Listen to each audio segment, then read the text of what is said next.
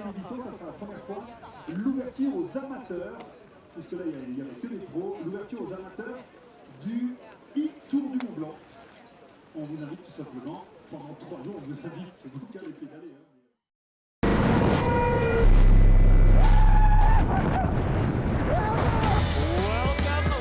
Welcome, Free Ride fans. Can't think this will blow my mind.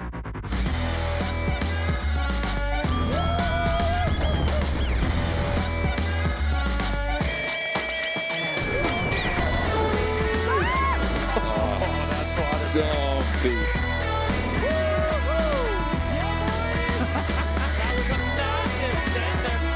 Come on, Javier, he's here. Oh no. Come on. You're so extreme, bro. Look at that spot. Holy shit. Go big, no hook.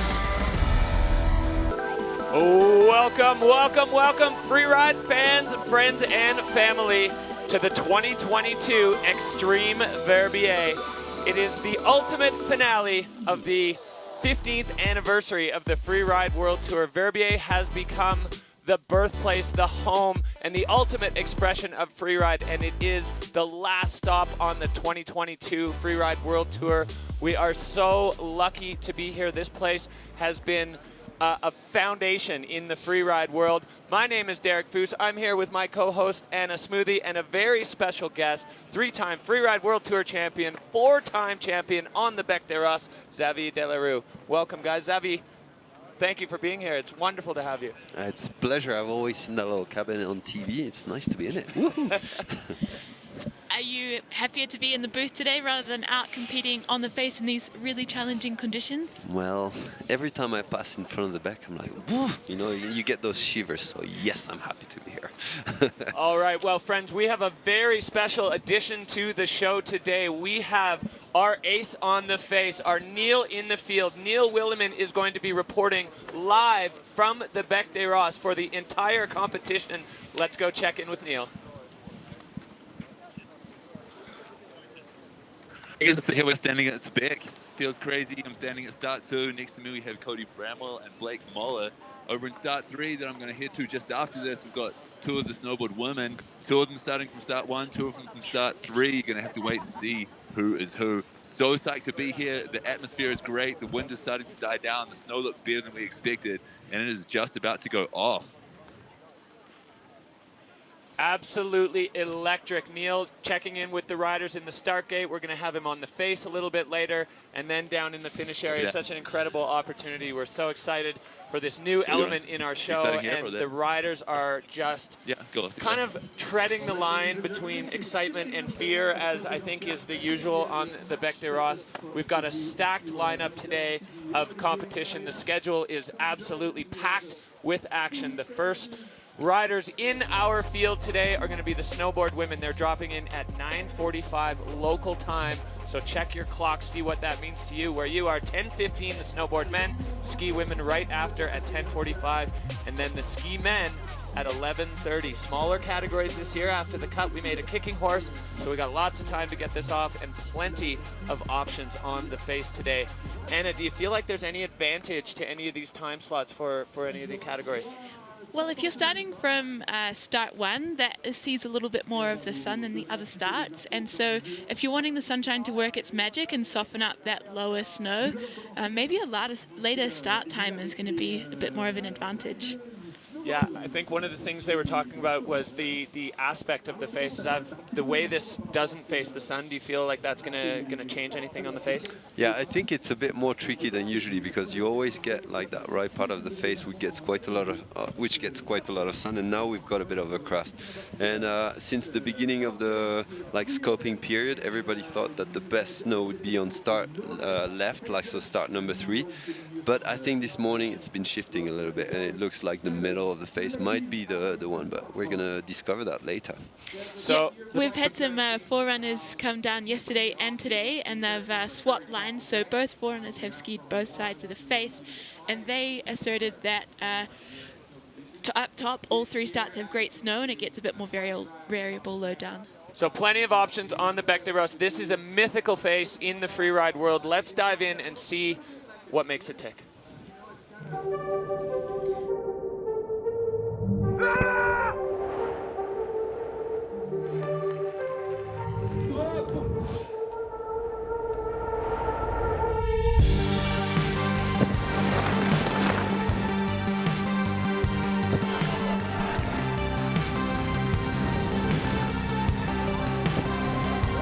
He's lining up. Oh, he's by the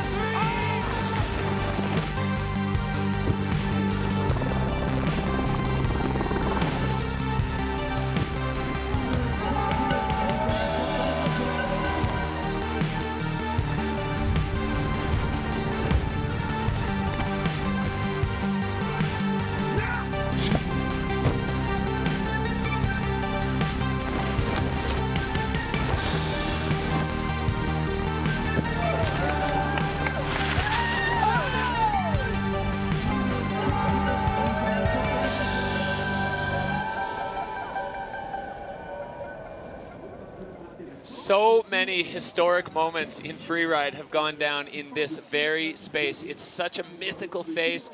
I mean, it's got the richest history of any stop on the Freeride World Tour, and honestly, probably any competition venue in the world, and even just any mountain in the world. You say Bec des Roses, and like you said, you get goosebumps and little shivers. We have a look here, Xavier, at what you did on this face in 2010. You said you still feel those feelings even now. Yeah, it's funny because I think the face is located in the resort in such an impressive way. Like, it looks so steep, it looks unrideable basically. And yeah, that one year I think that was kind of the most intense run I've ever done in like freeride competitions, and I think I spent a lot of energy like scoping my line, and it was about opening this one jump which is like pretty high up in the face. So yeah, like there I'm coming into the heart, which is actually next to start 3, and I had to really be precise on my landing, and then after that it just carries on speed. Just need to stay on your feet and just make it all the way down. But yeah, it was good, but I'm not sure I would do it today if you take me up. It looks to me to be the kind of fun that's only fun in retrospect. It looks a little bit scary at the time. Yeah, but I think that's the beauty of freeriding. You know, we push so much intensity in scoping the line, in trying to go and get that crazy performance, which you would not do on a just casual day. So you know, it comes with a little bit of an effort, and there's definitely so much mental energy that goes in any of those crazy lines. Yeah. So, to me, one of the things that really stood out, obviously, other than the riding there, was just the look on your face when you finally stopped in the finish area. Describe that feeling when all of that mental energy that you've poured into it has been successful, has gone well, and it's done. Yeah, it's been days, if not months, of like having that line in the head. Am I going to do it? Am I not going to do it? What could go right? What could go wrong? You know, you just process it non-stop, and then at the bottom, when you cross the finish line, everything releases. It's like explosion of joy. Huge drug. Big fan. All right, well, we're going to dive a little bit deeper into the face here. The Bec des Roses, it is the finale of the Freeride World Tour. It is unmatched in the Freeride World Tour. Anna, run us through it. Absolutely. So it's a low tide year in the Alps. We are not starting from the top today, but we've got 3 epic starts from a little bit lower down. And it's still a really long run there at 450 meters. The average is 43 degree steepness, but it gets a lot steeper than that. So here from start 1, on the look is right, we're flying over the Geraldine Fauchner mandatory air. At the top, the snow is really nice, and it gets a little more inconsistent low down. It's a northeastern aspect. And then from start 2, in the middle there, this is a true north aspect. So the snow up top is cold, dry pow. Down low, where you see a little bit of white snow, this is harder. So those landings at the bottom are a little hard and icy.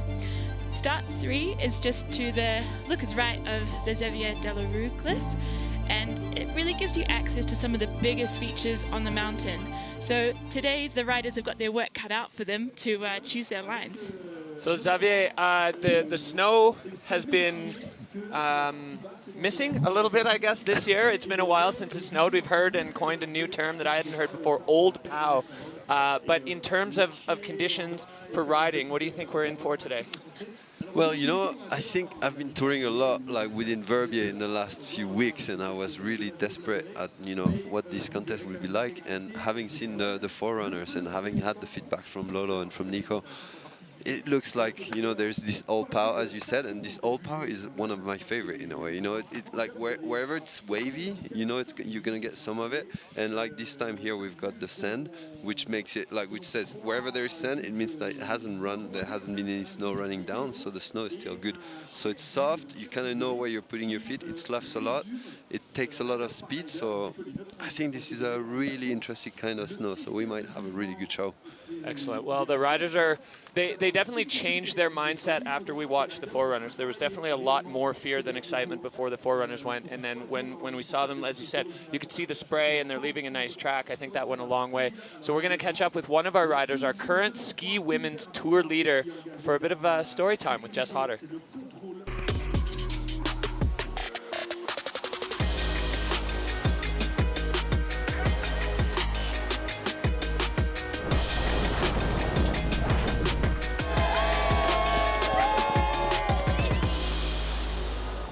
We're here at the foot of the Bec de Ros. The competition's dropping on Saturday. How are you feeling wearing the golden bib? How's the pressure getting to you? Definitely a little bit. I can't tell whether I'm feeling a little bit sick because I ate too much breakfast or if I'm a little bit nervous. But yeah, it's just a pretty intimidating face, and especially in low tide. So Jess, I remember you ripping around the resort in New Zealand as a ski patroller. How is it that you made it the first step onto the qualifying tour down there? What motivated you? I think what gave me the nudge is just skiing with friends and having a really good time and seeing other people that I knew competing in competitions. And I think what really kicked me, you know, gave me the kick in the ass to, sorry, I should not say that. The thing that really pushed me over the edge into actually going into my first competition was I met a few guys in Japan when I was living there, working at a restaurant, and I ended up going skiing with them. One of them was a freeride coach, and he said that I should give it a go. So I kind of was tossing up whether I should do a competition before that, and I think that was kind of the last thing that kicked my butt into gear to go and do it. I would come home to New Zealand, work as many jobs as I had to try and save enough money to get back over to compete again, and I kept having crashes and not performing well overseas, and then coming back to New Zealand, and it taught me a little bit of like perseverance, just to keep giving it a go, keep trying.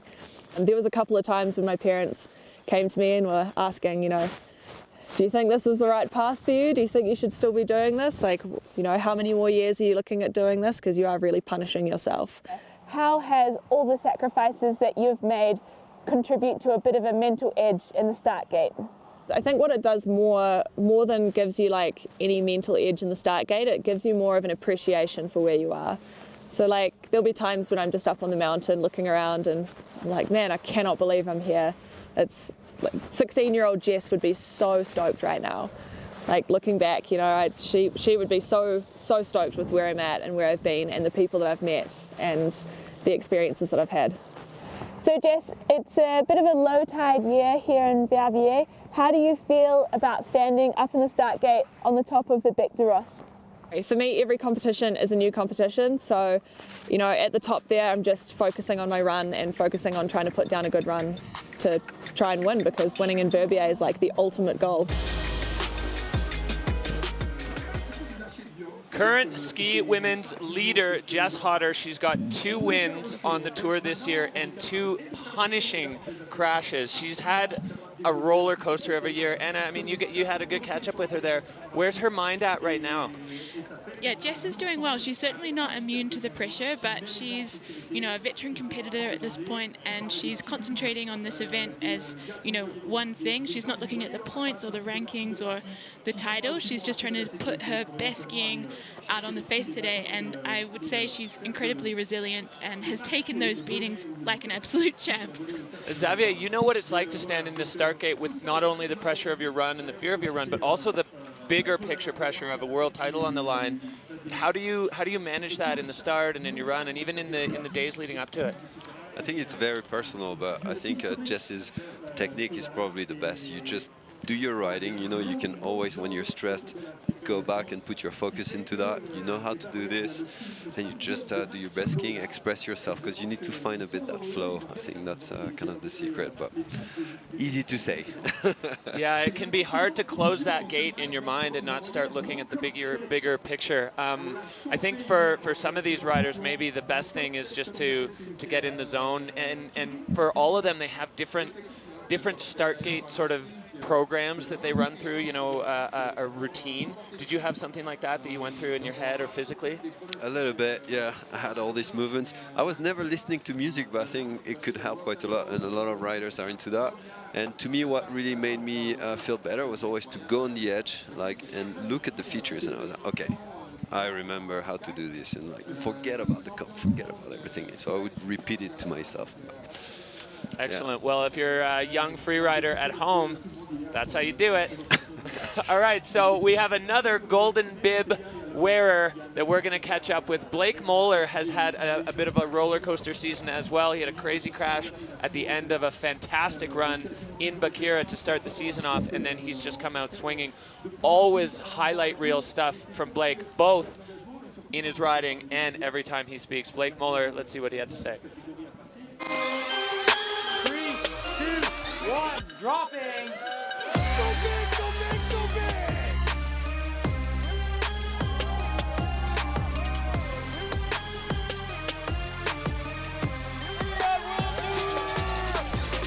My family, first of all, they're the best. My mother, she's helping out doing the Rocky Mountain Freeride series and just trying to blow up freeride as much as we can in America. My older brother, Griffin, as you know, was on the tour, but my younger brother, my favorite skier in the whole world, he's on the qualifiers, so look out for him, and my dad is just the GOAT. I try to not get too caught up in the competition scene versus riding. I think that if I want to be on top of a mountain like the Bec des Ros, whether it's in the FWT, I was going to come and ride this mountain either way, so I'm going to snowboard it the way that I want to snowboard it.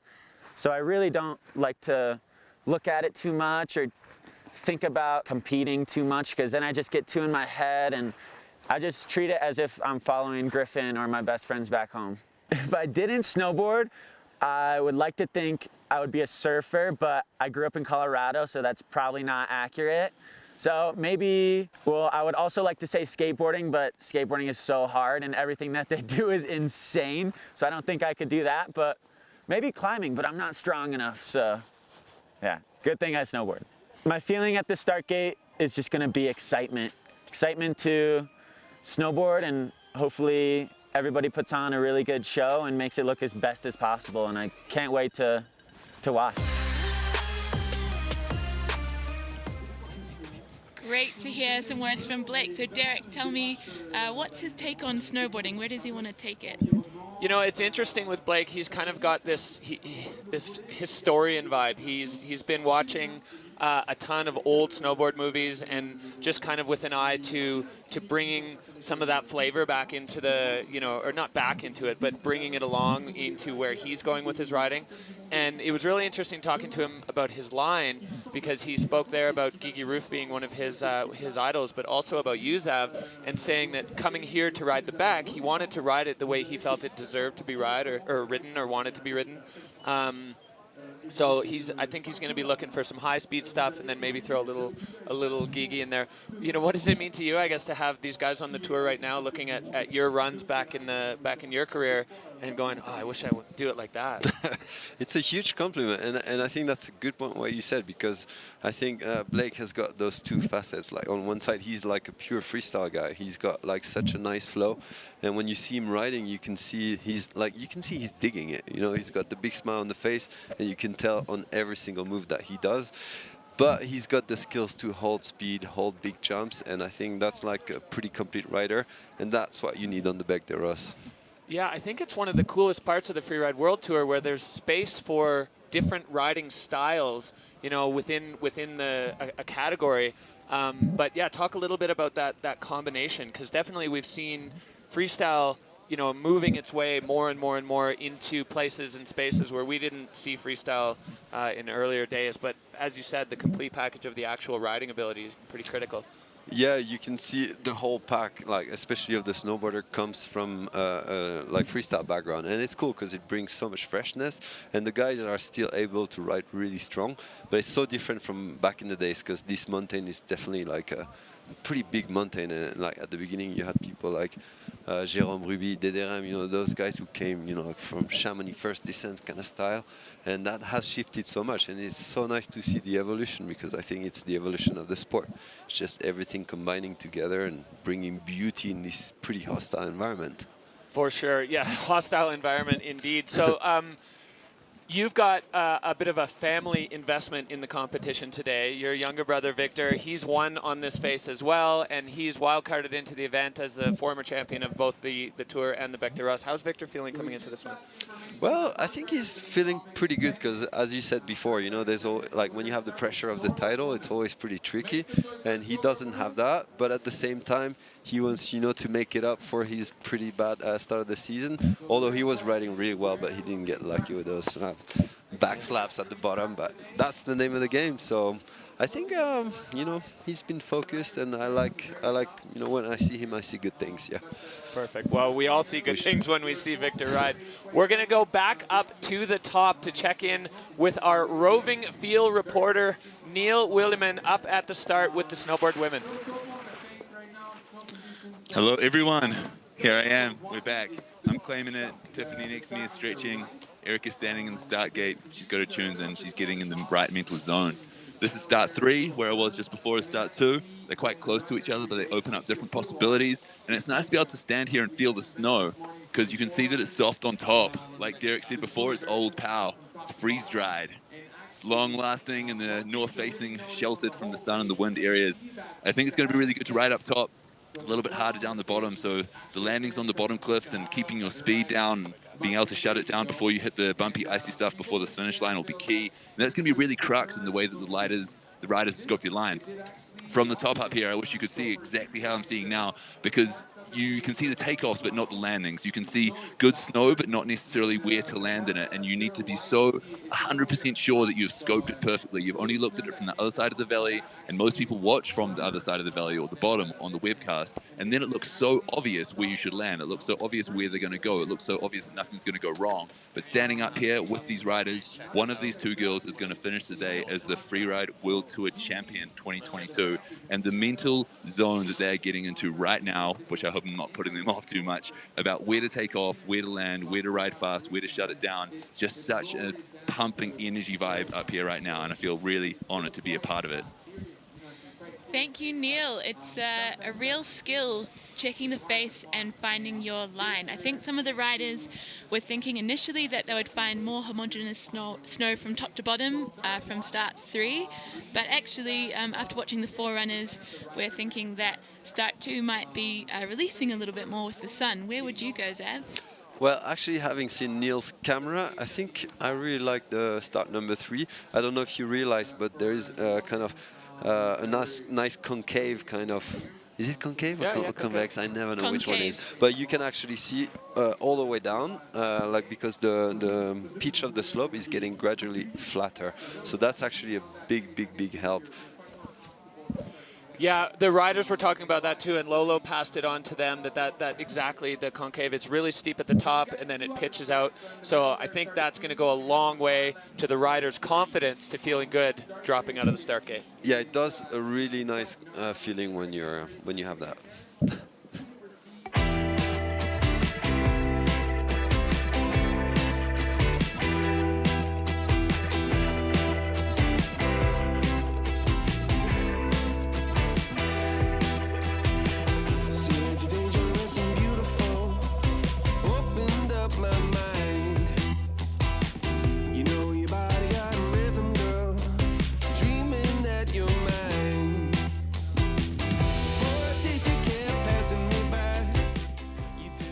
All right, so snowboard women, our next category to come up. Zav, we've got 4 riders on the face.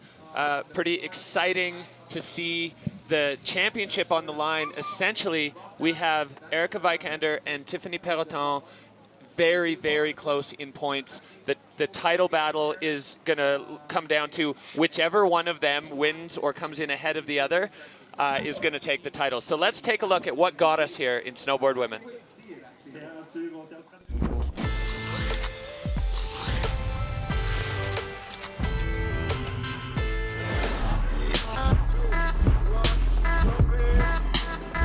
That is Tiffany's first run. She has put together 2 nice airs there.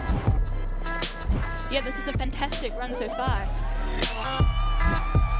Hi, everyone! She's lining up a pretty big air here, but having a butt check on landing. Another little rock tap, and unfortunately punching through the slush.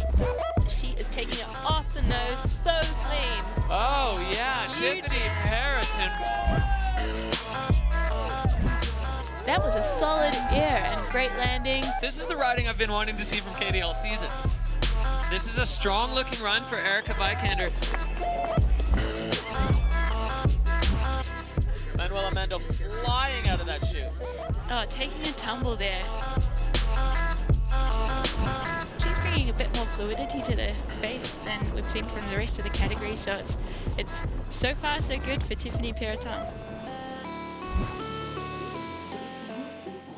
Well, it's really been a blow-for-blow battle this year between Erica and Tiffany. They both have a couple of victories, and the points between them is so tight. Manuela Mandel as well, you know, getting some heavy runs in, but she's not in contention for the title currently. But I would never count her out in contention for a Beck win. Absolutely. So we'll be looking at Erica and Tiffany for the overall title. Here is our ranking. So Erica Vikander sitting on an even 30,000 points, and Tiffany at 28,900. So it's so close, effectively tied. And as we said before, whichever one of those two comes out on top of the other one is going to be the Freeride World Tour champion. And it's going to be a new champion this year. We've had Marion Erti for the last bunch of years, and the only rider in the rankings this year who owns a title is Manuela Mandel, and mathematically she is not capable of catching the other two girls. So an exciting little development in snowboard women. We are going to be crowning a brand new Freeride World Tour champion between one of those women, the veteran and the rookie.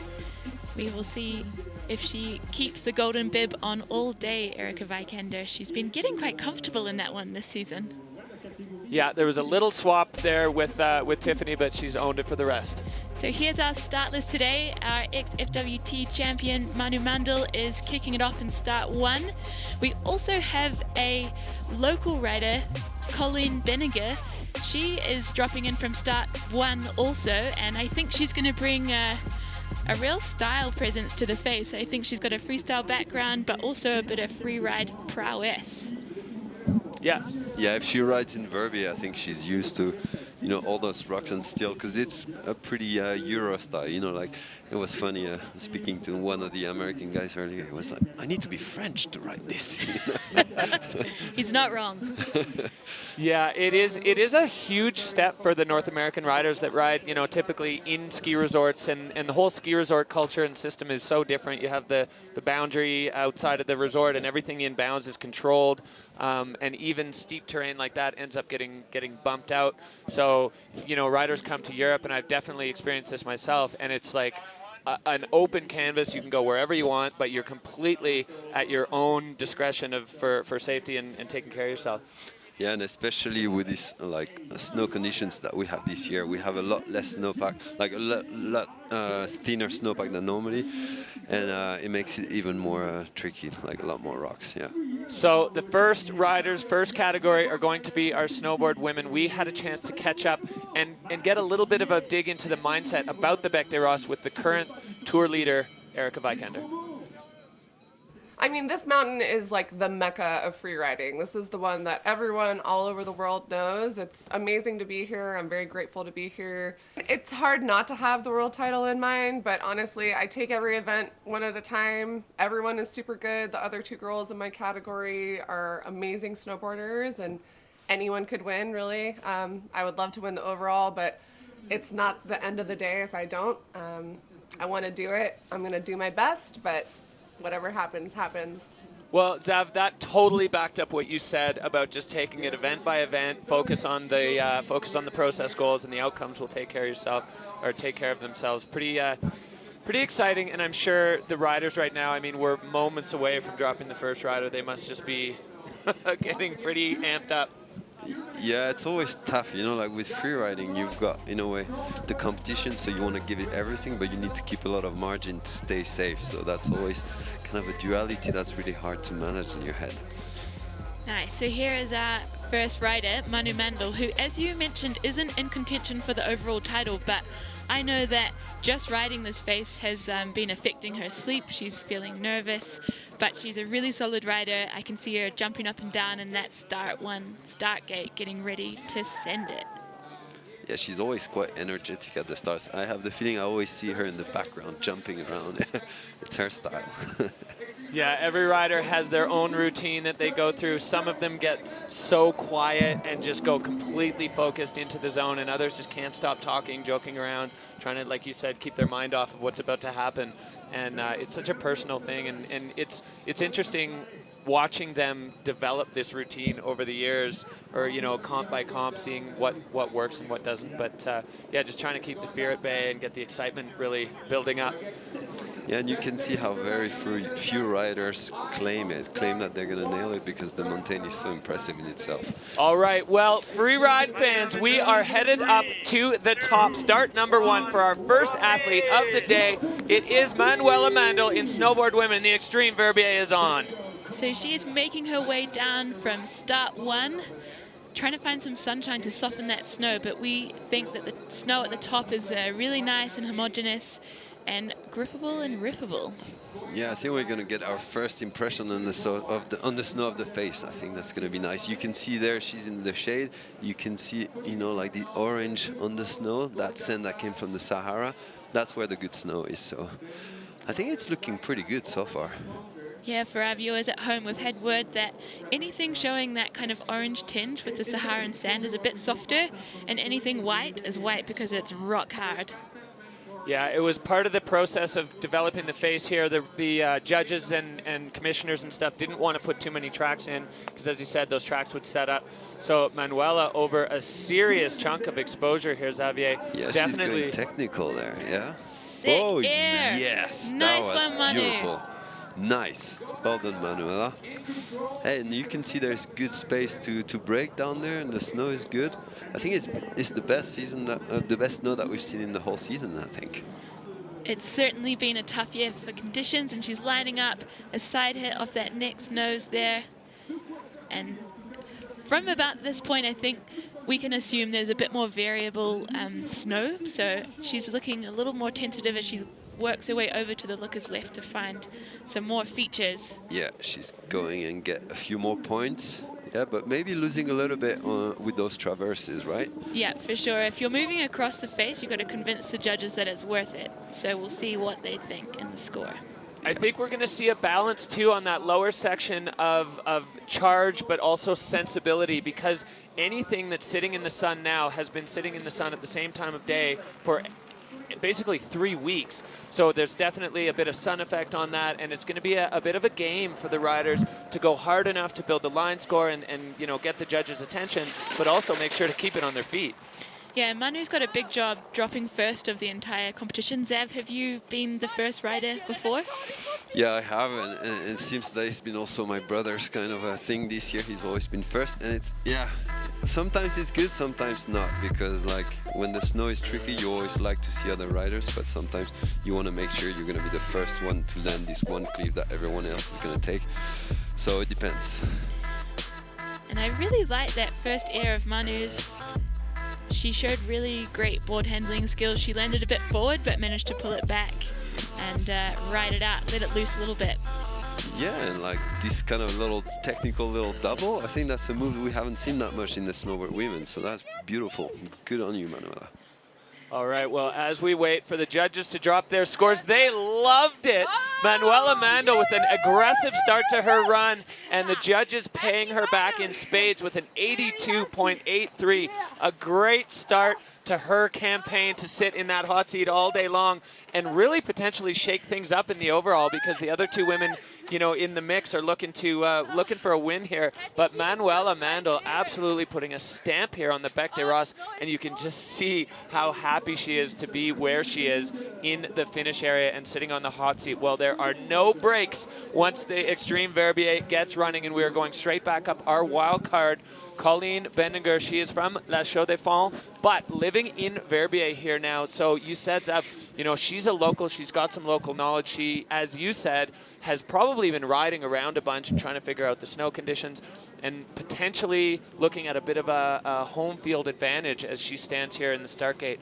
And that just gives you such a great perspective of how gnarly this is. You see the massive peaks behind of the Alps. And Colleen, she's got some free ride experience, but looking to see a bit of a freestyle element in here, as that is her background. Dropping in from start 1. Looking confident in these steep, challenging terrain. Yeah, you can see that she's from here. She's used to that kind of terrain. Yeah, and it's her first year, so she's hungry. I think she's going to be really keen to show what she's capable of. Now she's getting into the good snow, so I think from there on, like we're going to see a big difference. And that's like she's heading towards the Geraldine Fastnaer mandatory cliff. I think that's quite a classic in that part of the face. Yeah, it's a big one, and she's obviously nervous about taking too much speed into it, but she manages to clear it. Has a bit of a butt check there. Yeah, you can see there's a lot of slough. You know, that's one thing really typical with that kind of snow. So you're going to have to be always careful wherever you ride to always know that there's going to be a river of snow. Yeah, slough management can get you a little bit off track. Yeah, quite a few mistakes there. And it's something that we haven't really had to deal with a ton this season. And some of the other riders talking about how the steepness of this face, not something, because we've had to do some adjustments of venues and faces over the course of the Freeride World Tour this year. This is going to feel new and different and potentially a little bit intimidating for some of these riders today. I think that Erica and Tiff will be looking at this run and feeling a bit nervous. It's really made Manu's run look really impressive too, just seeing how the variable snow has kind of tripped Colleen up a few times. Yeah, and you can't really understate how difficult this actually is. I mean, we can sit here in the safety of the commentary booth and talk about the the little issues in a run, but these riders putting it on the line from top to bottom, and you do see that very specific line where the snow changes. And Colleen, another rider in the finish line, she's going to be very pleased. You know, a wild card. What that must do to your head to be granted a wild card and be like, oh my God, I have to go up there and compete. Yeah, she's probably grown here, seeing the competition every year and like kind of dreaming about it. And there she's in the spot. Yeah, big ass. So the video judge has docked her a little bit on technique and control. As we discussed, she's had a few butt checks through the run. Just really supporting what we were saying about the conditions being pretty challenging for riders today and actually for the entire 2022 tour. Waiting for the score, and always the tricky moment, right? The judges definitely taking note of those control issues, 44.33. So Manuela Mandel sitting pretty in the hot seat. We're going to go back up to our roving field reporter, Neil Williman, and to see what's going on in the start gate.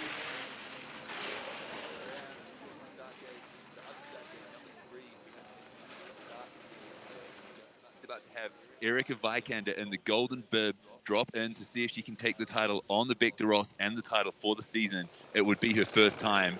Following that, we're going to have Tiffany Peloton, rookie on tour, who could take the overall title if she wins or beats Erica here today. The Sun God rider out of France versus the rider out of America. Battle for the golden bib. It's awesome to see these girls rocking out, having a big hug before the start, and now they're ready to go. Let's see how this battle is going to play out. Good luck, girls. Well, that is just a fantastic view of Erica going through her routine, getting herself ready. And, you know, something that we kind of often don't talk about so much is the camaraderie. The riders are on the start list and in the rankings against each other. But this truly is a family, and there's this sense of shared risk between everybody, that they're all doing something kind of, you know, extremely difficult, challenging, dangerous, and I think that family aspect of it, I mean, they're hugging, they're high-fiving, you know, they're wishing each other good luck. The competition side of it is kind of only a small piece. Yeah, it's an individual sport, but a team experience. So, Erica Vikander, she is the current tour leader. She's got a couple of wins under her belt this year so far, and she is desperately hoping for a win on the Bec des Roses to cement her spot in the Hall of Fame of freeride with a tour title. Erica Vikander on course. So she's dropping in from start 3. I think she's lined up quite a few good, decent airs, and she was really picking them for good takeoffs and good landings. You can see there's a lot more space in that part of the face. And yeah, it's kind of a different style of riding in there, I think. Airing off the big Boom, T there. she's going for it. And slotting her way into the couloir. I think she's got a few more cliffs lined up for us in this run. Erica's such a solid rider over her board. She comes from a slopestyle background, but she's adapted it beautifully to the freeride movement. Now catching another one and staying on her feet on the heel side there. So occasionally we've seen over the season on the tour, there could be an advantage to being goofy or an advantage to being regular. Do you think in this line the goofy foot is helping? Another one there for Erica. Well, I think in this phase here with all 3 different choices, I think it won't matter really on that phase because there's not that much traversing. Snowboarding is always quite tricky when you need to traverse. I think you always kind of need to choose a bit of a direct line. It makes a big difference. And Erica making her way through the danger zone, the really funky snow at the bottom of the run. I think that was a pretty decent line. No. And just getting a wee butt check there. So the judging line is at the bottom, but she's almost there. We'll have to see what they make of that. That would have taken some points. I think it's always tricky down there at the bottom. You either need to let your board go straight, but if you start to try to brake, it's always the tricky part. So, yeah. And the belly of the bowl there has had the most sun on it, so it's definitely, you can see it's scooped and scalloped. So we're going to see the breakdown here on the replay, Xavier. I like that she's been kind of keeping, you know, like, yeah, direct line, as I was saying, like there hasn't been any traverse in her run. And it's such a shame for the mistake at the bottom because, you know, it felt like a proper line in one go.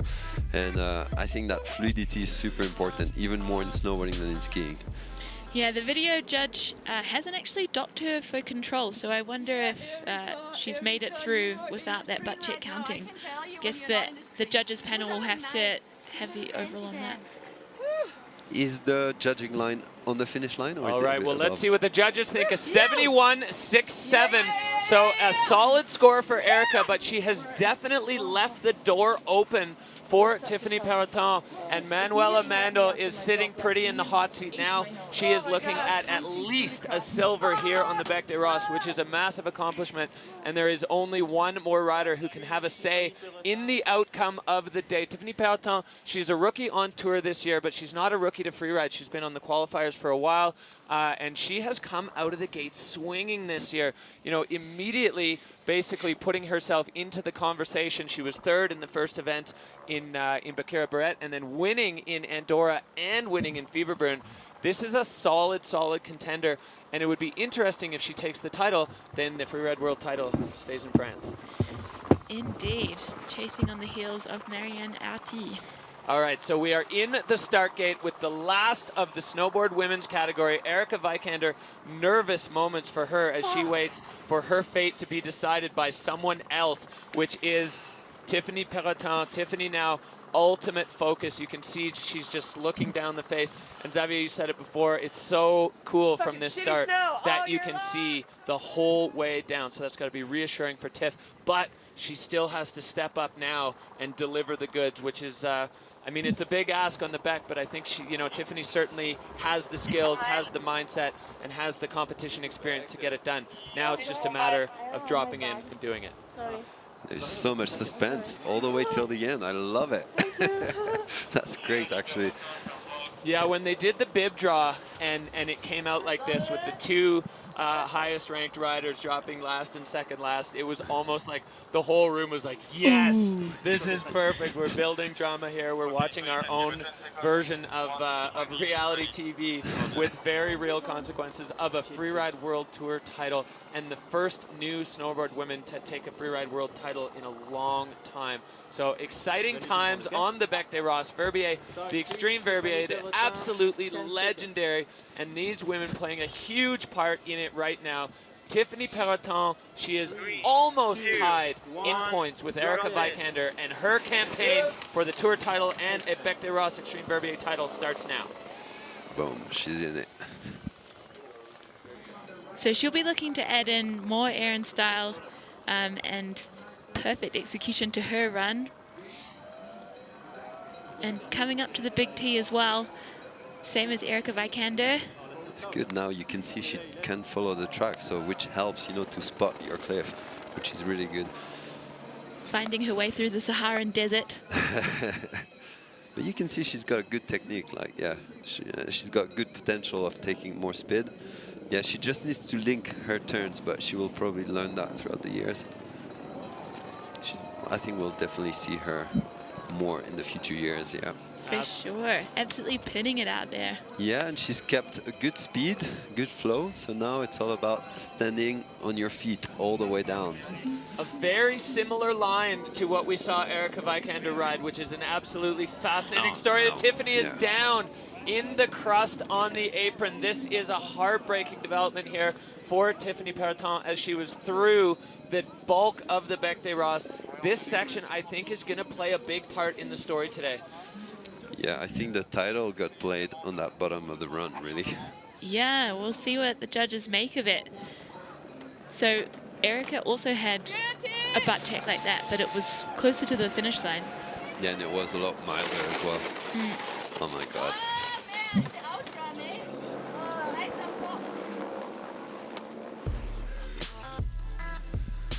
Okay, boom. I think she's, yeah, like she's slipping down on the top, but she's still keeping the flow, so that's pretty good. Yeah, I love her line choice.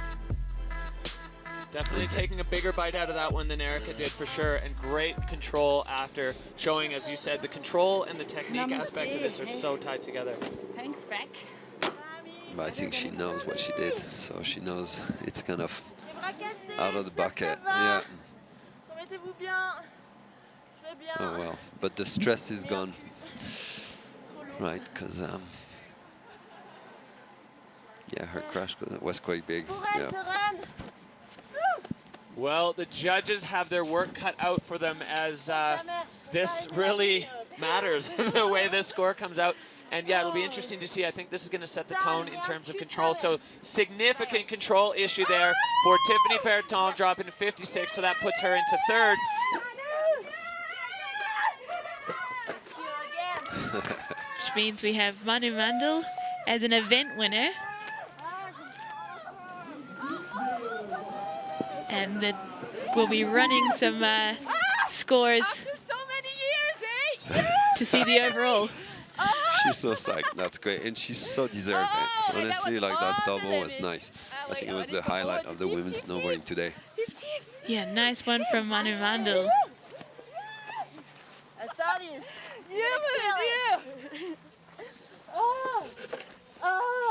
Yeah, thanks. Thanks, So Spirit World Tour. Thanks, Bec. Thanks, Verbier. And thanks. All the good vibes. Just listening to the girls here with our new Bec des Ross champion. Happy. And looking at the numbers behind the scenes, we are getting word coming in that with Erica finishing second and Tiffany finishing third, the points lock means that Tiffany Peloton is the Freeride World Tour champion.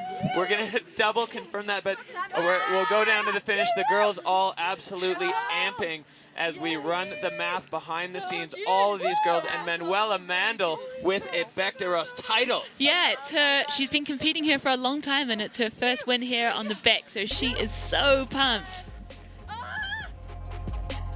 Well, look at this. Manuela Mandl has a title on the Bec des Ross, an Extreme Verbier title. What that does to a rider, what it does to your status in the Freeride World Tour and the Freeride world in general. Erica Vikander dropping in second spot, Tiffany Peloton in third, and our wild card, Colleen Benninger, in fourth. What a start to the show today. Incredible.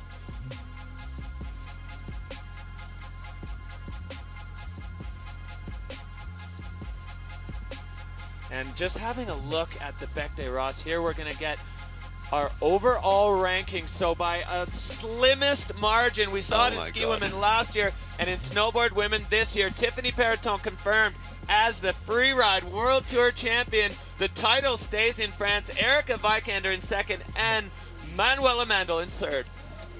As tight as it can be, right? Yeah, incredible stuff. Let's have a few words with Tiffany, our new world champ. Tiffany, congratulations, our new world champion. How does it feel? I can't believe right now. I thought it was Erica. So, yeah. I can't believe it. Well, she's got no words for it, right? Yeah, it's always so tough at the bottom when you don't know exactly if you can be happy or not. But she seems to kind of understand it at this moment. So, good job, Tiffany. Tiffany, how does it? How did your run feel out there on the back? How was the snow, and how did it come together to your plan? The snow was pretty hard.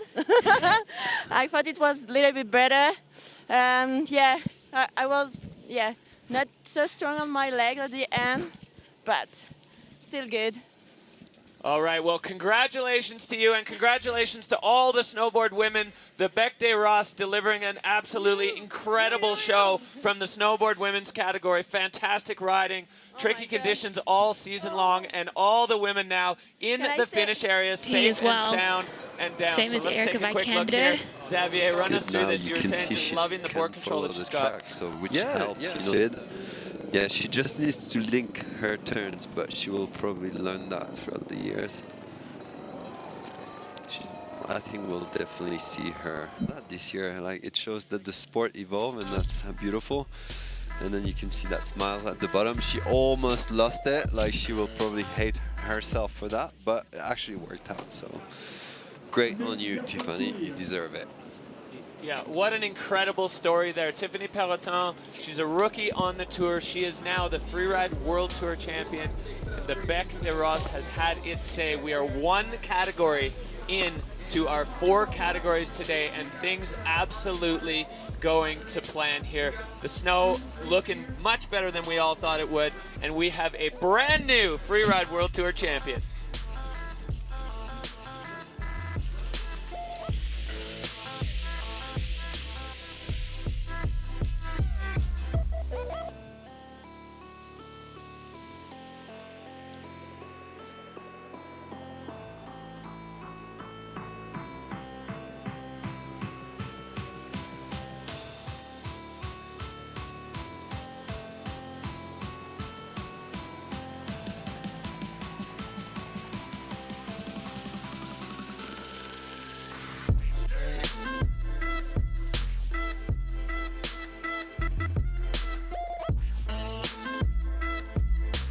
From the snowboard women to kick things off here at the Extreme Verbier.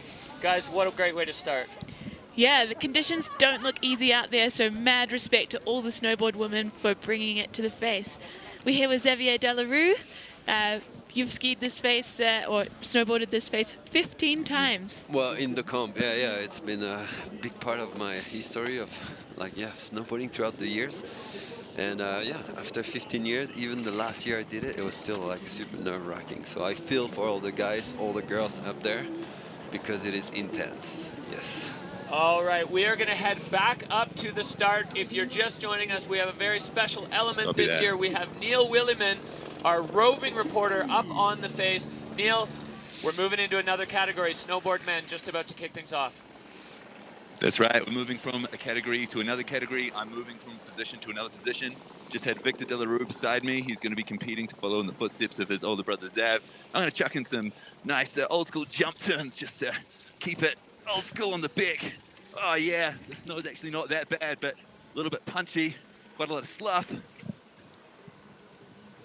And heading over here to grab the pole from one of the ski dudes. Oh, shit. That did not go to plan. Oh, man. I really hit a rock there. So pretty punchy, but I'll still retrieve the pole and look for my ski. Well, Neil is definitely highlighting a little bit of a challenge of the day, right? Hidden sharks. Yeah, Neil Williman just having a slight technical issue there, clipping a rock and having his ski come off as he was retrieving the pole from one of the ski dudes. So I'm here to grab the...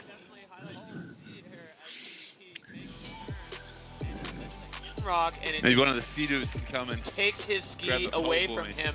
So, you know, maybe he's doing the riders a bit of a service there by exposing that. Yeah, so Zev, he's in the true north aspect of the back, which doesn't really see any sun. So would you say that's more sharks in there? Well, sharks are always there on the back, and actually sometimes even if there's powder, it could be even more tricky because like the sugar makes it, you know, hides the rocks, but actually not that much. It carries you quite a lot, so you still know what you get, but you need to carry a little bit of speed. All right, well, the next category underway, or to get underway, is going to be the snowboard men, and we are going to take a look on our time machine previously on Snowboard Men.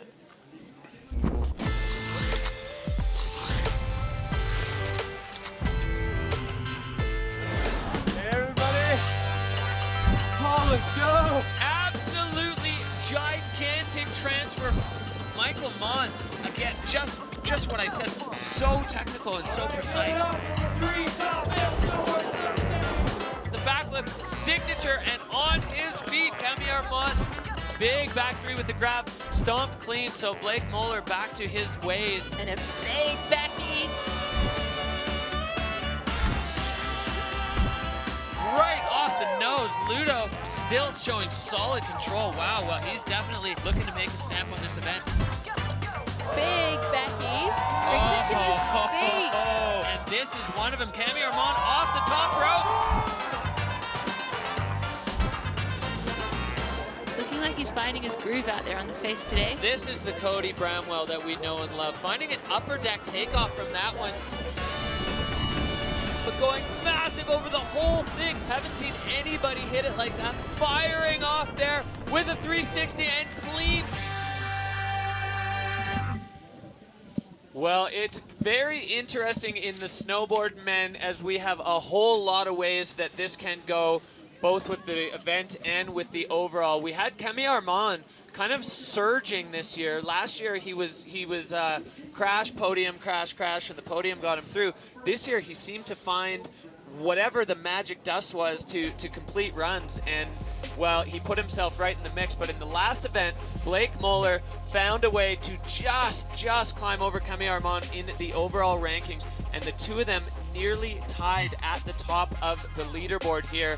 Cody Bramwell and Ludo Guillaudiat, he kind of snuck in at the end, unfortunately at the expense, well, unfortunately for Victor, at the expense of your brother.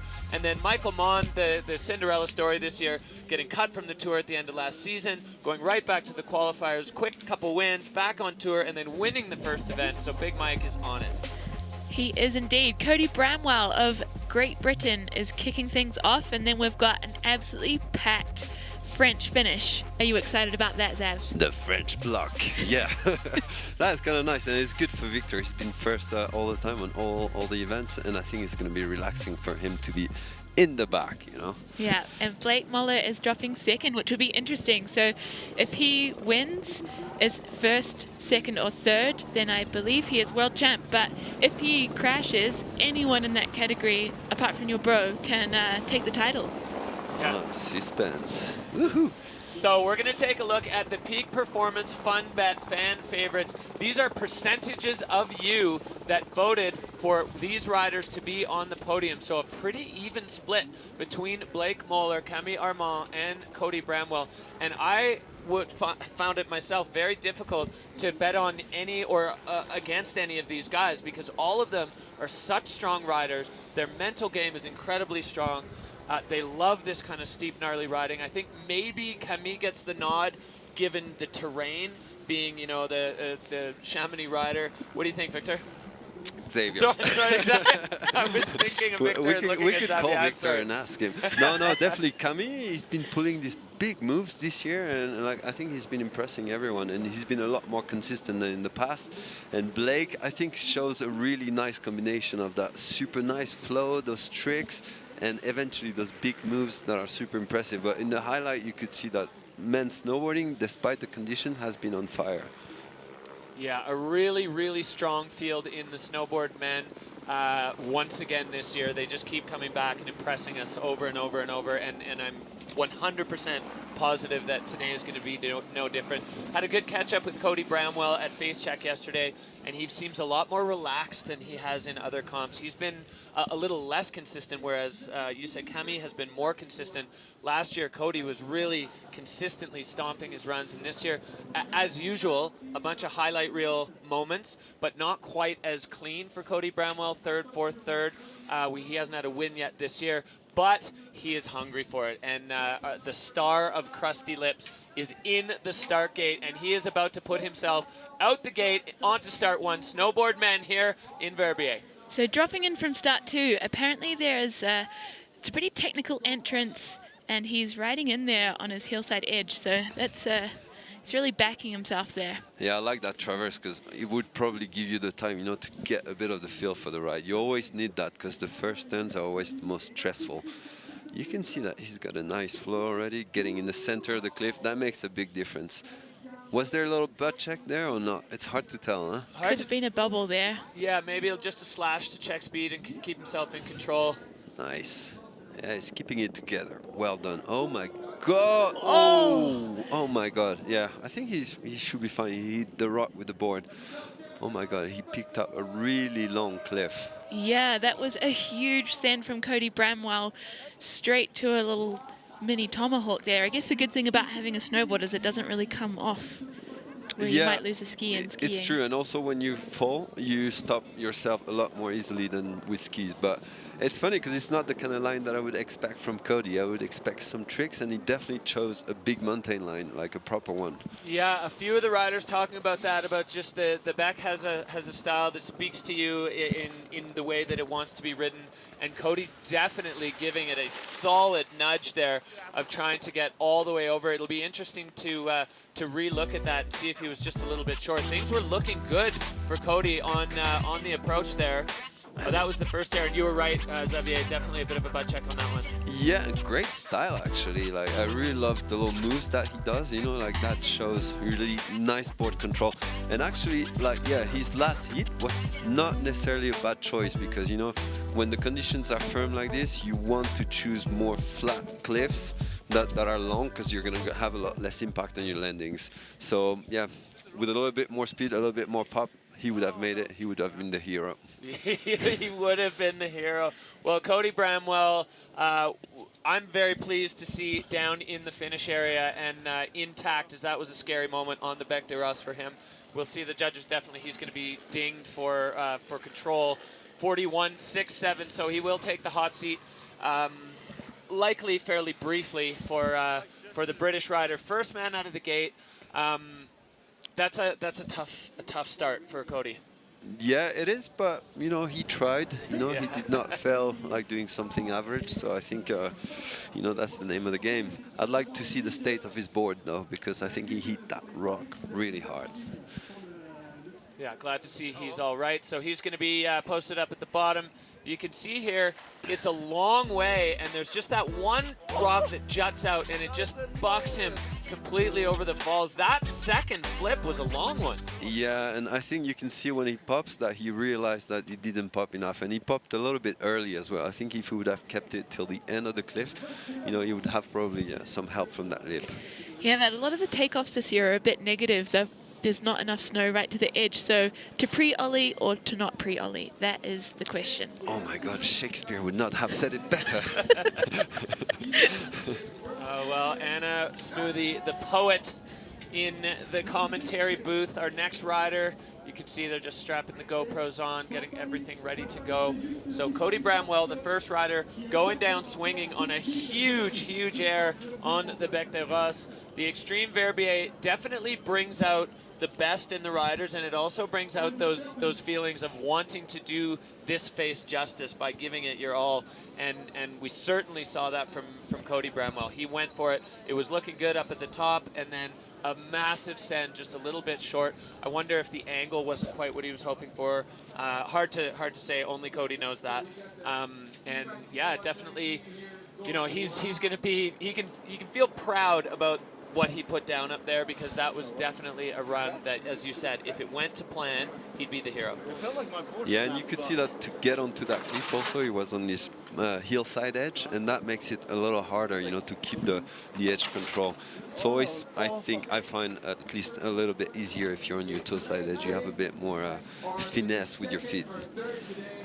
And finesse is definitely something you want as much of as possible when you're riding on the Bec des Roses in tricky conditions as we have today. So start number 2, you can see what an insane place to be on the planet Earth that is. Over all that exposure, Blake's going to have at least the benefit of being on his toe side edge, pushing out of there, which, as our resident expert here has mentioned, is a pretty big advantage to be over that exposure on your toe side. And you know, you mentioned it, Xavier, with Cody, they've got that little bit of space as they get out onto the face. It kind of opens up to kind of ease into the run. It's not quite like some of the other venues on the World Tour where the second you push out of the gate, you're into the heart of it. Yeah, which is good, and you also have the length, you know, because the runs are longer, so they, you know, you don't necessarily need to make most of every single little feature, and I think that's the beauty of it, and that gives a general aesthetics that's a lot more fluid, and I think that's cool. Yeah, and with our lower starts this year, I think we're missing 100 or so meters in length, but this is still a pretty big venue at 450 meters vertical, so the legs will be burning nonetheless when the riders get to the finish corral. Yeah, but it definitely took away from not being on the top. You know, the 100 meters from the start are always the trickiest and the ones with most consequence. So I think the riders might be relieved in a way to be starting from there. Yeah, definitely this year, 100%. Oh, yeah. It would be madness to be starting from the peak today. All right, we're going to move back out onto the face with our field reporter, Neil Williman, to check in on his position. Did you get your ski back? I did get my ski back. I actually got another pole before I got my skis, so I ended up with 3 poles, and eventually after all we hiked 2 skis. But the snow right next to the rocks, I don't know if you can see above me, it's really punchy. The stuff right next to the rocks has been more affected by the different temperature of the rocks than the snow surrounding the other snow in the gullies. So I think the riders need to be really careful, because if they punch through, especially at high speed, by landing or taking off right next to rocks, it could be pretty sketchy. Amazing to watch, though, Cody, from this perspective, his ollie over that cliff, taking it as a transfer, and his hand down looking so steezy it was like a surf slide. Unfortunately, didn't see the bottom here, but it sounded pretty gnarly, and just an incredible place to be watching this venue from, with the heli hovering above us, the riders getting all psyched. I'd really like to try and communicate the energy that exists up here, because everyone involved, the starters, the guides, the ski dudes, the athletes, of course, like the feeling up here is just so magic and electric that I hope you can feel it at home through this broadcast. Well, an absolutely electric atmosphere around the Extreme Verbier, the 50th anniversary of the Freeride World Tour, and wrapping it up at the heart of it here in Verbier. The resort just putting on its absolute best face for the Extreme. It was so good to see down in the valley on the Rue de Madron, the expos, the people. The road is closed. There's people everywhere. It's just an absolutely electric atmosphere, and it's so good to see it back after a couple years. 1 year canceled, and then last year definitely kind of a reduced festival. Yeah, Zev, you've been living here in Verbier throughout the COVID pandemic. How does it feel to have a bit more of a crowd, a bit more of an event and a buzz around town? I think it's not a little bit more of a crowd. It's like a huge crowd. Honestly, I think there's a big energy for people to get out there, and we've seen it all season. People have been coming here so amped, so happy to be here.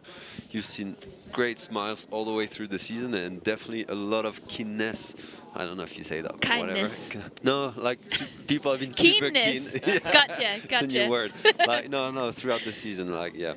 So skiing is on for everyone. People love it, and I think this might be one of the biggest years in terms of frequentation here.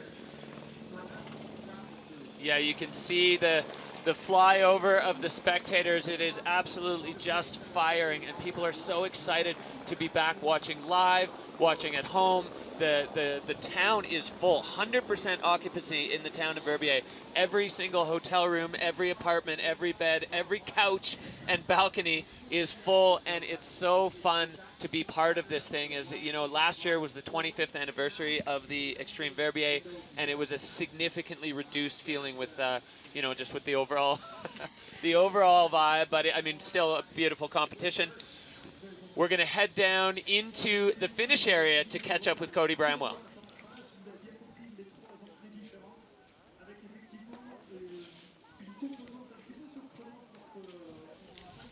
Cody, can you hear us? Yeah, Anna, what's up? You took a pretty heavy slam there. How are you feeling?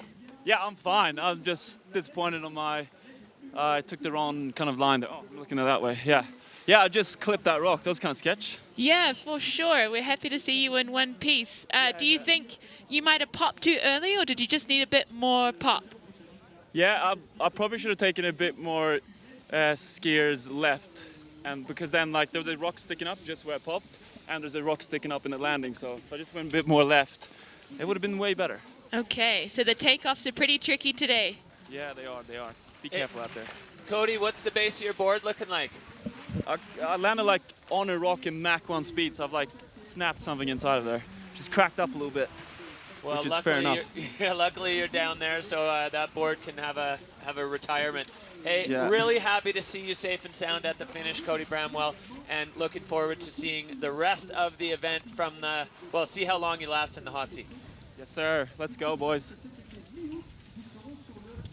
All right, well, really pleased to hear that Cody is fine. Yeah, it sounds like it was just a bit of an angle adjustment needed there, as he definitely didn't mean to be quite where he was. But, you know, Xavier, how tricky is it when you've only done visual inspection from across the valley on the Col to catch those angles when, you know, centimeters matter?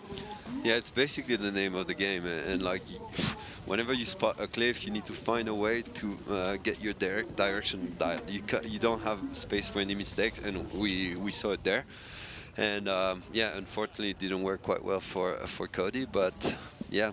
I think the more experience he'll take and the more precise he will be. But yeah, there's always a bit of space for errors. But yeah, and really thankful that error, which looked, you know, initially to be really not going well for Cody, and then he just popped right up riding. So really happy to see that. There is occasional forgiveness on the Bec des Roses. Yeah, it reminded me a little bit of Sami Lübke's like really long air, which gave him the win a few years back. And yeah, I kind of see that style which came back with Cody, and that was really cool to see him riding that way. Well, I'm sure that that Cody would be honored to be compared to Sami Lübke, another multi-time champion on the Bec des Roses. Sami, hoping to see you soon. We miss you here on the tour.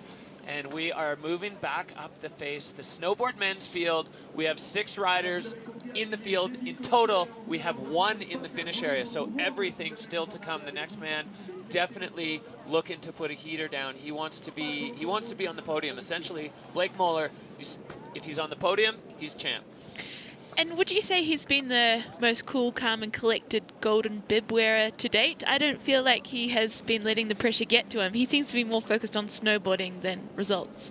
I'm honestly not sure if Blake feels pressure at all. This whole thing, he seems to just casually float his way through it.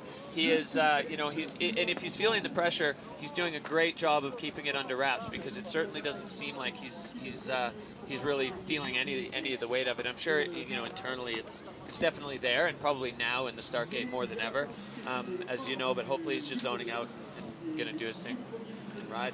Yeah, he definitely has to give us his secret, because yeah, that's quite impressive to see a smile on the face all the time. He's definitely bringing a nice fresh air into that snowboarding field. And Zev, if you were competing with Blake, would you find that refreshing and a good vibe, or would you be like, why are you not stressed? Am I missing something here? No, I think that's great. You know, like in one way, you know, when someone is stressed, that will transfer to everyone, and I think Blake would do the opposite up there. Keeping the vibe high. Yeah, yep. He is the king of when you're around him, you're happy. Which I think, as you said, you know, that we keep talking about the sort of family aspect of this and how these guys are, there's so much camaraderie, and Blake does such a great job of just being the leader of the good times. It's always fun to be around him. He's laughing, he's joking, he's keeping it light, but of course he is serious when it is time to be serious, but being around him, I think, makes everybody else happier, and that's just a huge part of the whole Freeride World Tour family, and that part of this just can't be understated. So Blake Moller is in the gate. He's had a little bit of a delay. but he is going to be getting his stoke on as he pushes out. We saw him Tarzan swing out of the gate in Kicking Horse. I don't think we're going to see the same move. That would be bold on the Bec des Roses. Borderline silly. Well, he's quite bold. He is. So here you see the true nature of this entrance. It's a small ribbon of snow out of start 2 that gets you onto the face. And definitely some chat from the riders about how the snow on that little ribbon is going to deteriorate potentially through the day. Yeah, and also you see how the start gate is in the sunshine, and then after a few meters you're going to be in the shade. And for your eyes to adjust, that's always such a tricky thing. It's always really hard. All right, well, we are ready, racked and stacked for Blake Moeller, the young American rider. This is his second season on the Freeride World Tour. He was in the battle for the title last year with Cody Bramwell and Victor De La Rue. He is in it again. Blake Moeller is on the Bec des Roses. All right, 2 wins for Blake.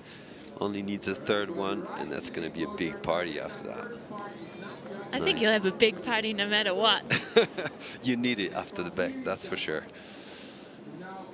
All right, getting into the flow, and then he's going to progressively get bigger and bigger. Yeah. I think that in those moments you can see like the little pops, you know how light he is on his feet. I really love that. He's getting in there. Yeah.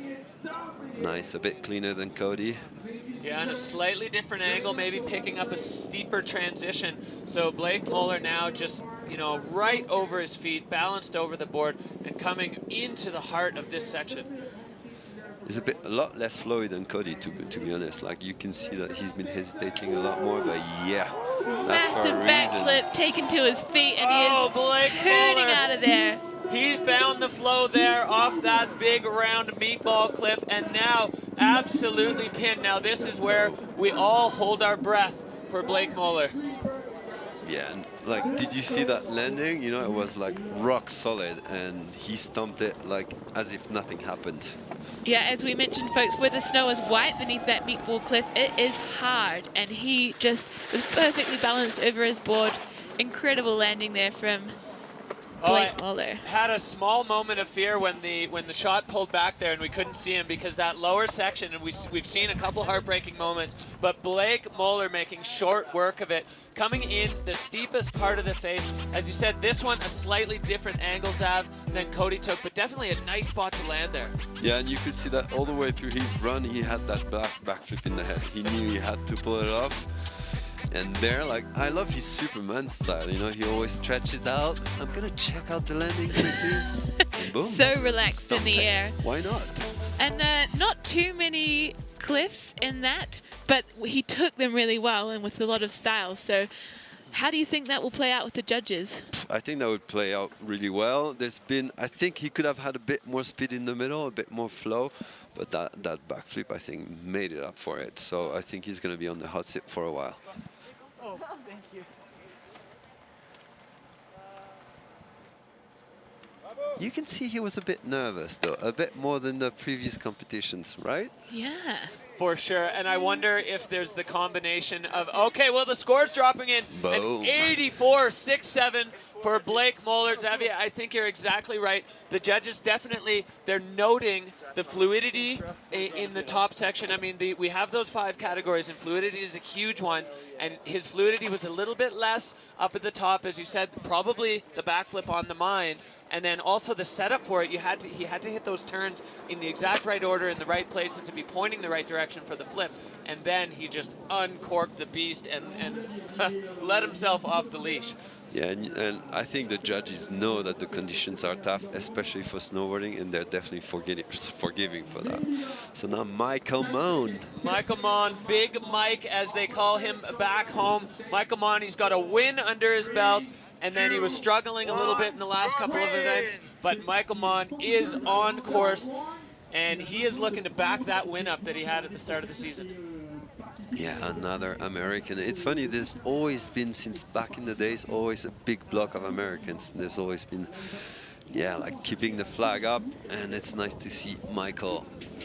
Snowboard is alive and well in the United States, lining up his first air. Start number 1. Getting into the Geraldine Fastnard Cliff. And that upper air, high consequence, being above the exposure into this mandatory air. Michael Mont bolts there, so definitely making a solid claim on his run so far. And he's been handling the slough really well in there. Boom, keeping the flow. You can see he just carries on. Carrying speed, coming unstuck in the landing there. I think that transition may have been a little bit tricky to catch. Well, I think in snowboarding it's always a choice. It's always tricky whether you're going to land on your front foot or a bit on your back foot and risk to back slap. So it's always really hard to gouge. And there he got tricked and the snow caught his nose a little bit and gave him a bit of a flip. But he recovered really well. Yeah, beautiful run, just with that one control issue. Yeah, as you say, Zav, especially when the snow conditions are so variable, you have different kinds of snow in different parts of the face. You have to make that decision in the air, which foot is going to be the pressure foot. Yeah, and he went for the real Stampla with both feet, and yeah, it didn't work out. But you know, it's always so tricky to land all your runs like top to bottom, not being allowed any mistakes. I think it's it's a tricky mental game. Yeah, you need to have it really dialed. So love the move above the Fastnet mandatory air, and then really clean. You can see this is where Michael Mont shines. The more technical and difficult it gets, the more balanced he is over his board. And then you can see him come just pinned off that one. Boom, yeah. You can see how deep his board went into the snow there. Yeah, and he had a bit of a control issue. He was struggling a bit to lose some speed, and you could see that, you know, like it was a pretty convex jump, and you could not see the landing at all. So that might have been also tough for the mind. Yeah, riding hillside, trying to hold the line and find his takeoff. Yeah, always tricky to arrive on a little ledge on your hillside. It's going to be, yeah, you kind of have the risk to lose a bit of your edge. 51-6-7 is the score for Michael Mont, so not going to trouble Blake Moeller in the hot seat so far. So looking good for Blake Moeller right now, as he is, well, two challengers down. But Camille Armand, the next man in the gate, is going to have something to say about that. This man is a mountain goat. He has backflips in places that backflips have no business being and stomps them. He's such a confident rider. He's so strong, so balanced, and you'd know that he would love to stand on the top of that overall podium. And as every Freeride World Tour rider, the dream is to stand on the top of the podium at the Extreme Verbier.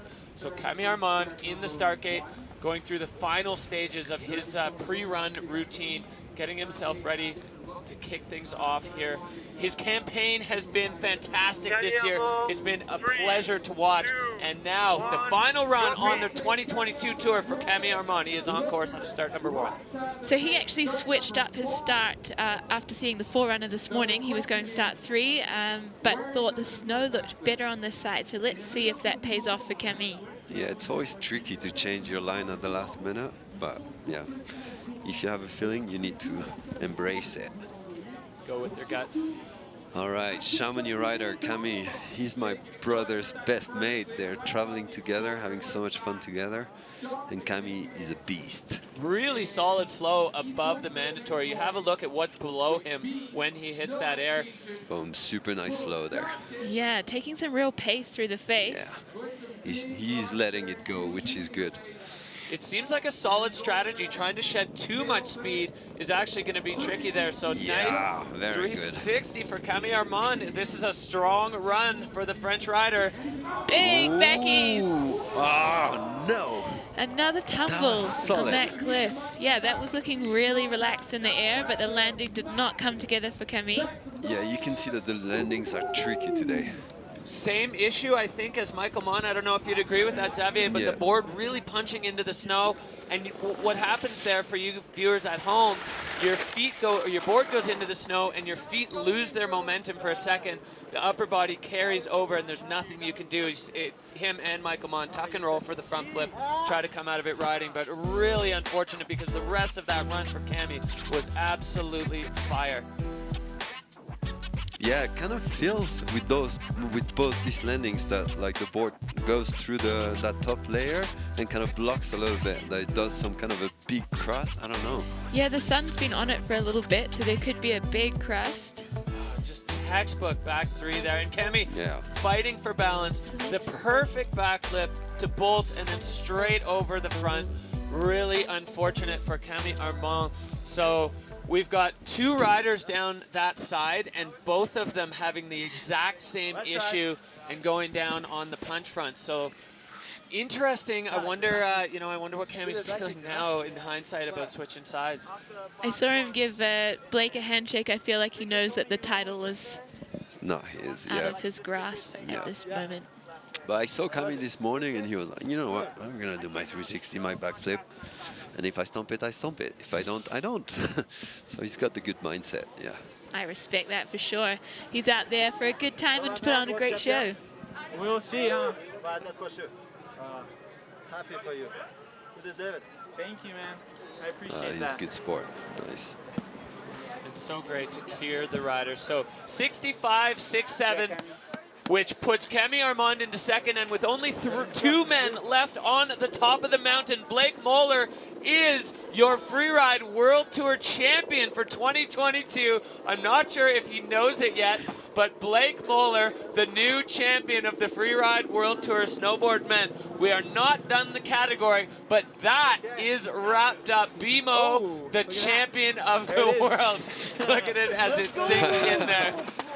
It is sinking in there. You could see he was nervous. Like, is that real? Like, should I start shouting? Yes, you can now, my friend. It's party time. We're done. Yeah. We're done.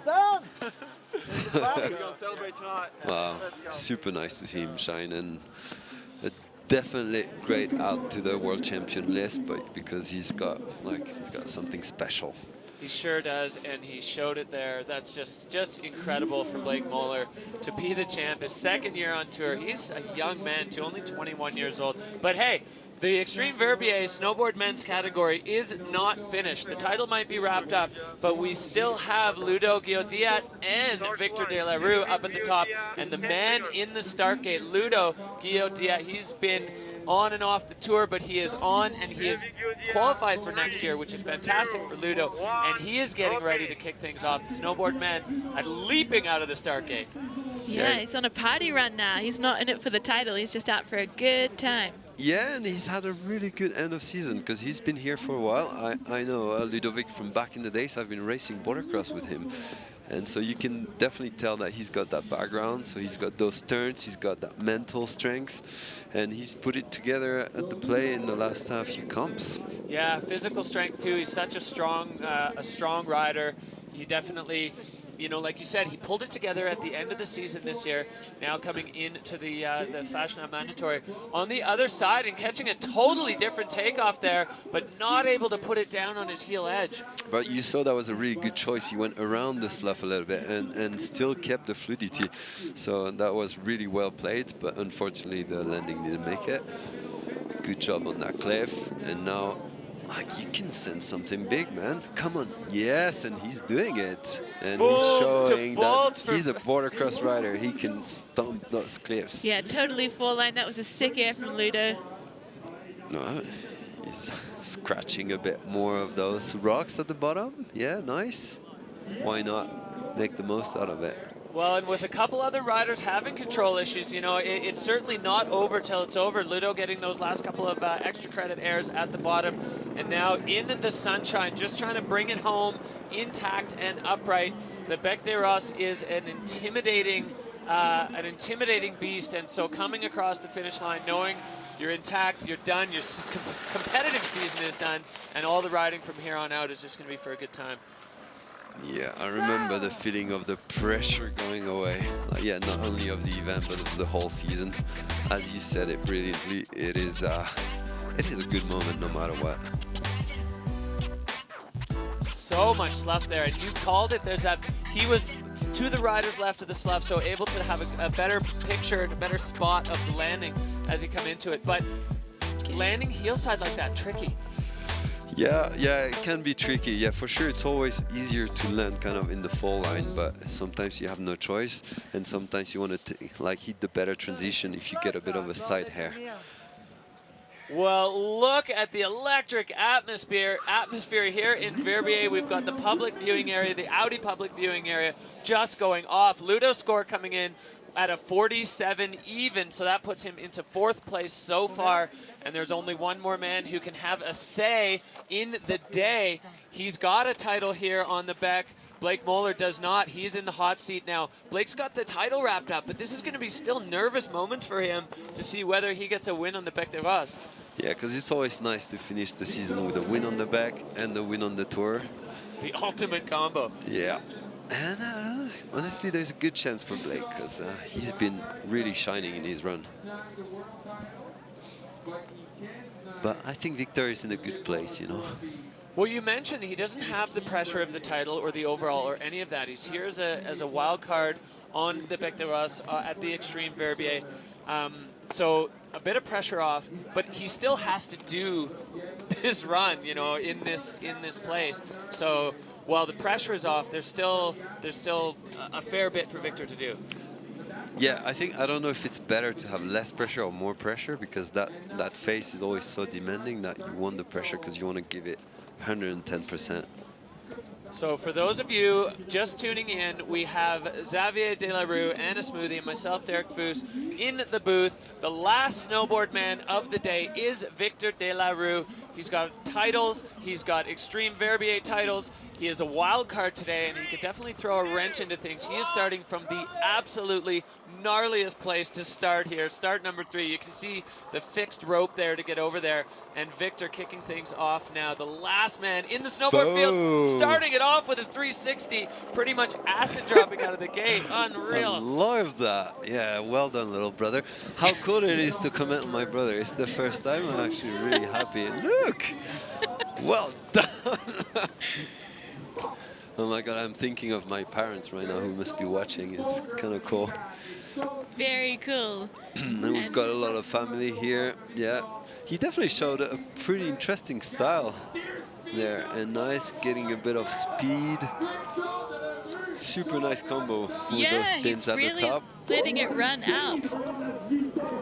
Well, regardless of the score, that was the fastest run in the snowboard men's field by a mile.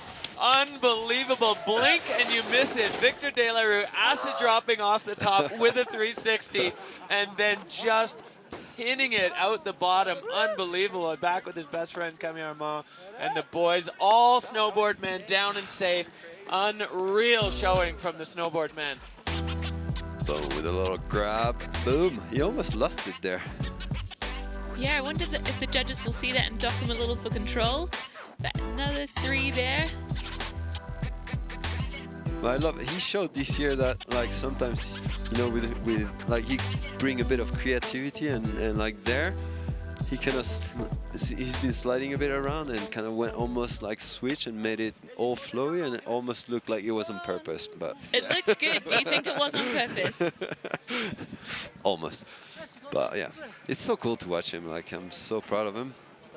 Yeah, he used to ask me a lot of questions the first year, and then after a while he was like, no, you know what, I've got my own vision, I'm going to do my own thing. And I'm a strong, independent snowboarder. Well. Yes, as you should be, right?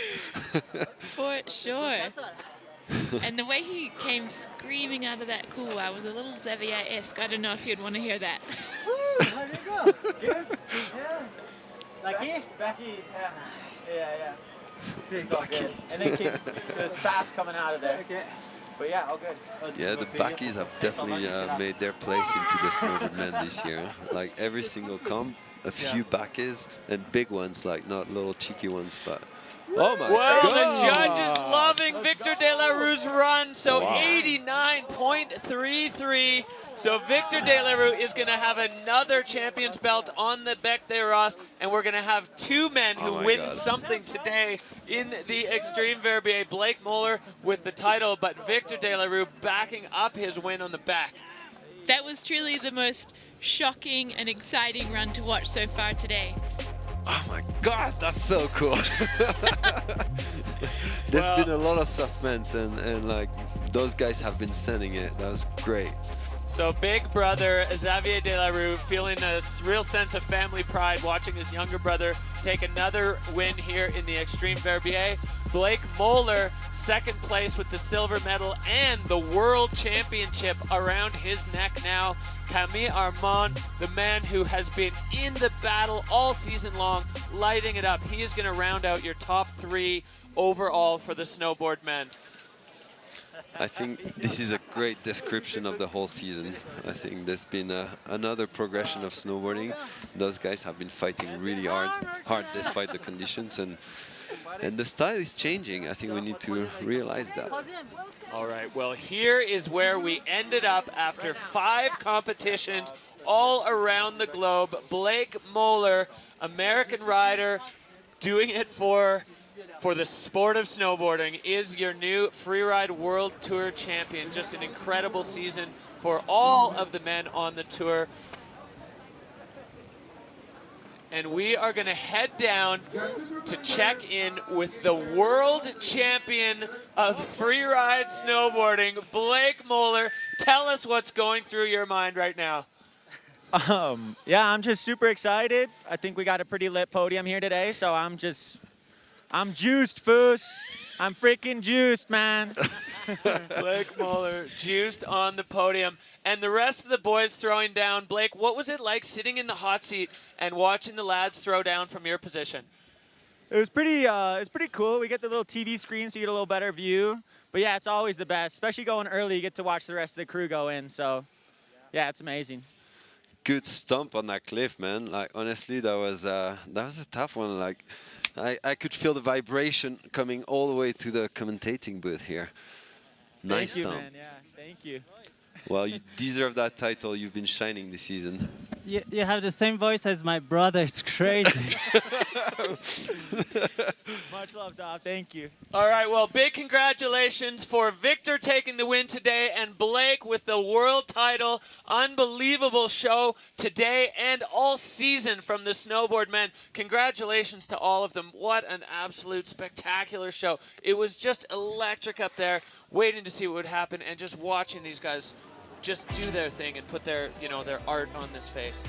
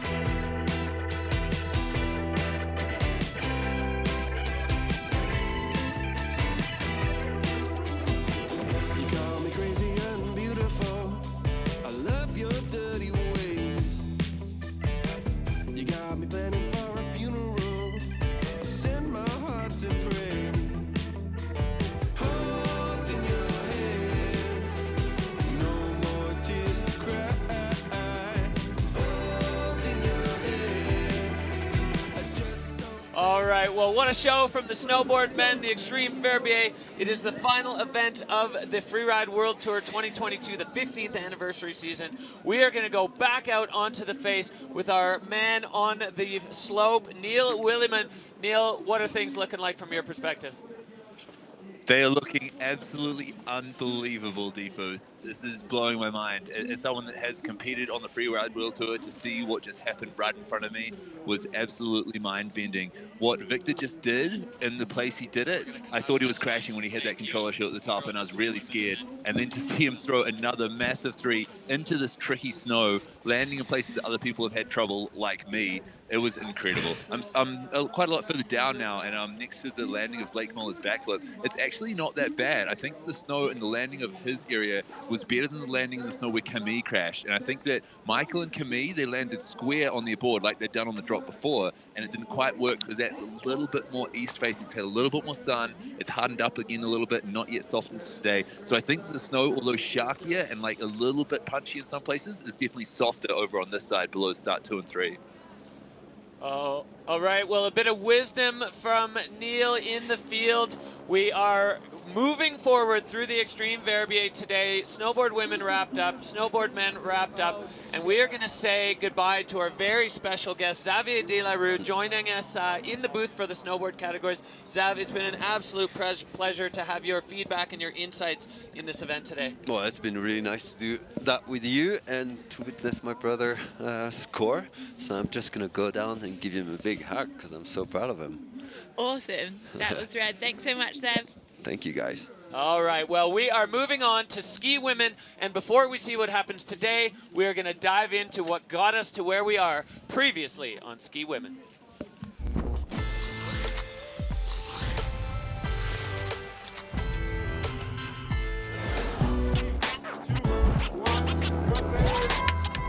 Really smooth, calculated, smart skiing there from Hedvig Vessel.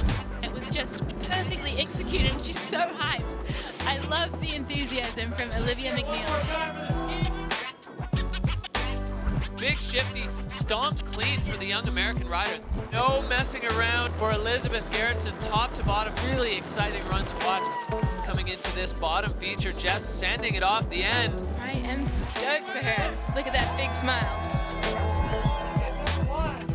That was a bit of a screamer of a run. Solid here campaign for Jess Hodder.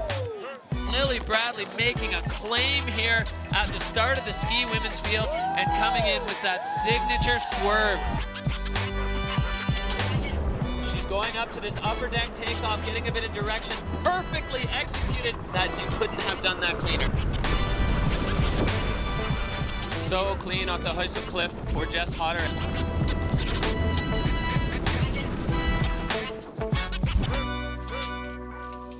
Oh, the excitement is building at the Extreme Verbier. We are 2 categories in. We have 2 new world champions crowned, and we are not even halfway through our day. The ski women are at the top of the mountain getting ready to kick off their day, and the rankings are, they're not close, but there's still a lot to play for. Jess Hodder has had a magic season, sitting in the overall title lead right now.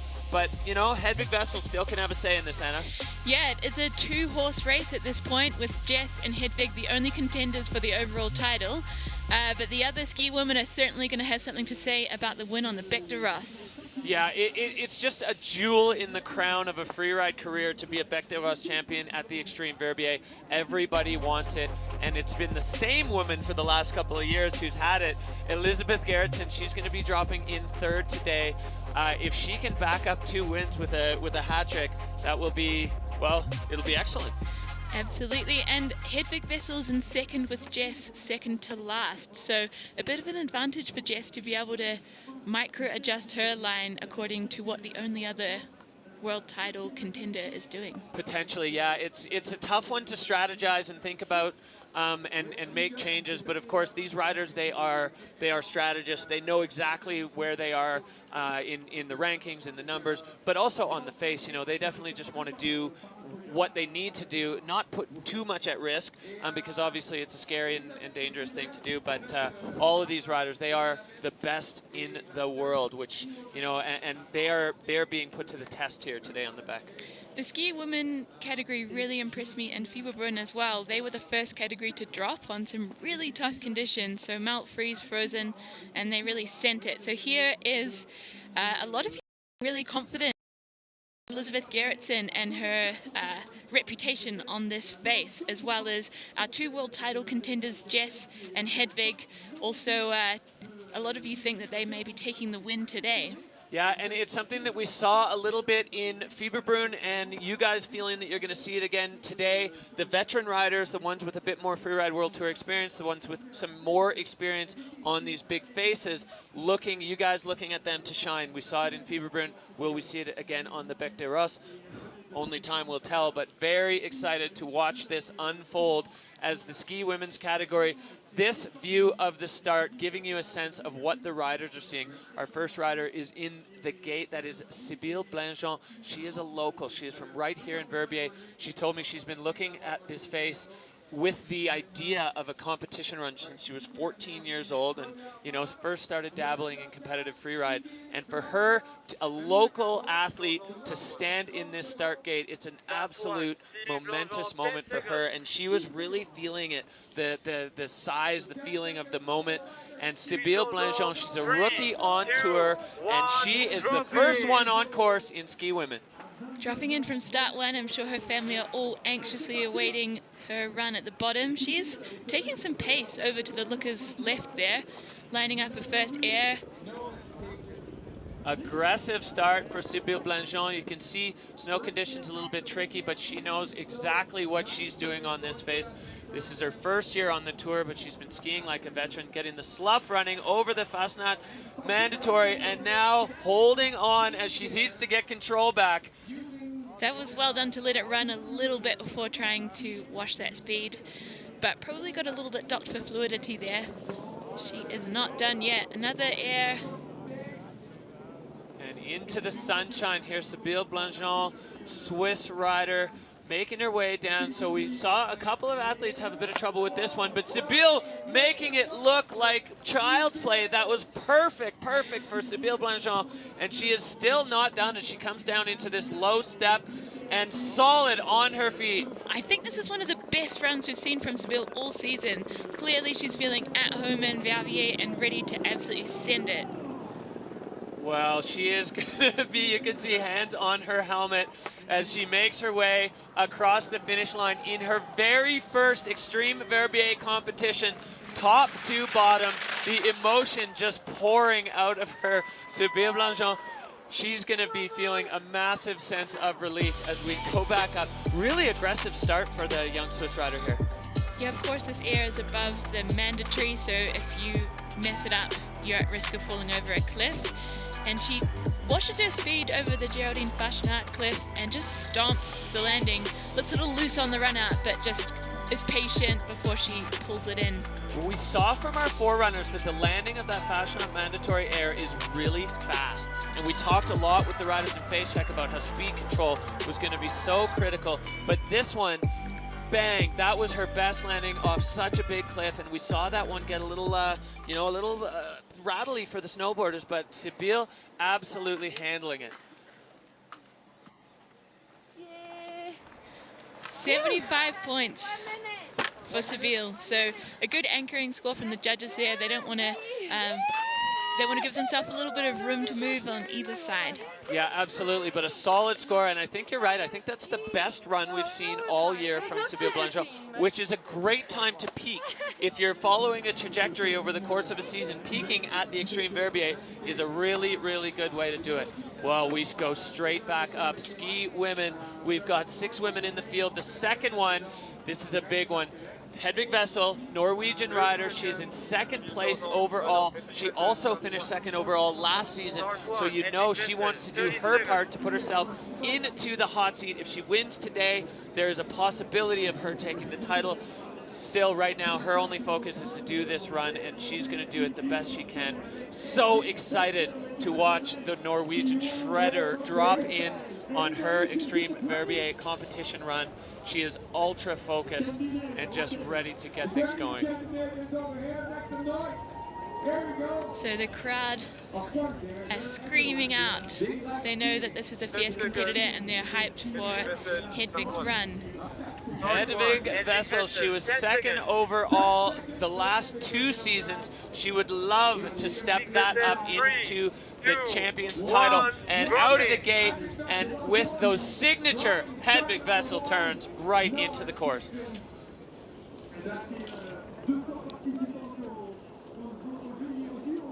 Heading over, lining up in air.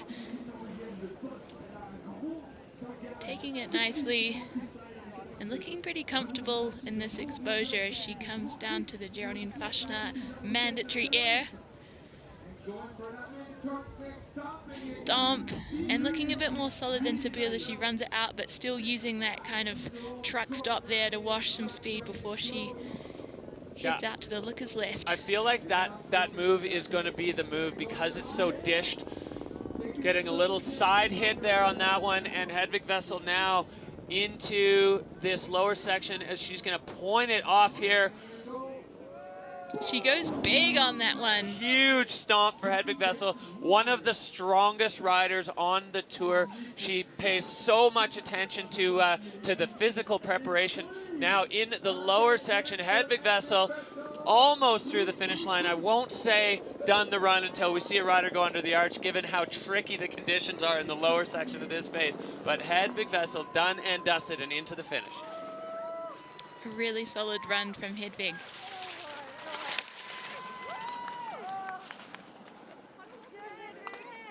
She sounds a little rattled in the finish line there.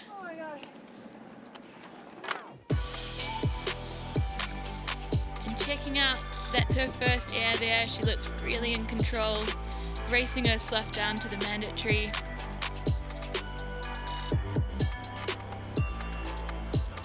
Just checking in with our technical team there. So Hedvig Vessel, there were definitely some parts of that run that were really solid. The big air in the middle, she stomped so perfectly clean and definitely making it kind of look like it was, you know, a walk in the park for Hedvig.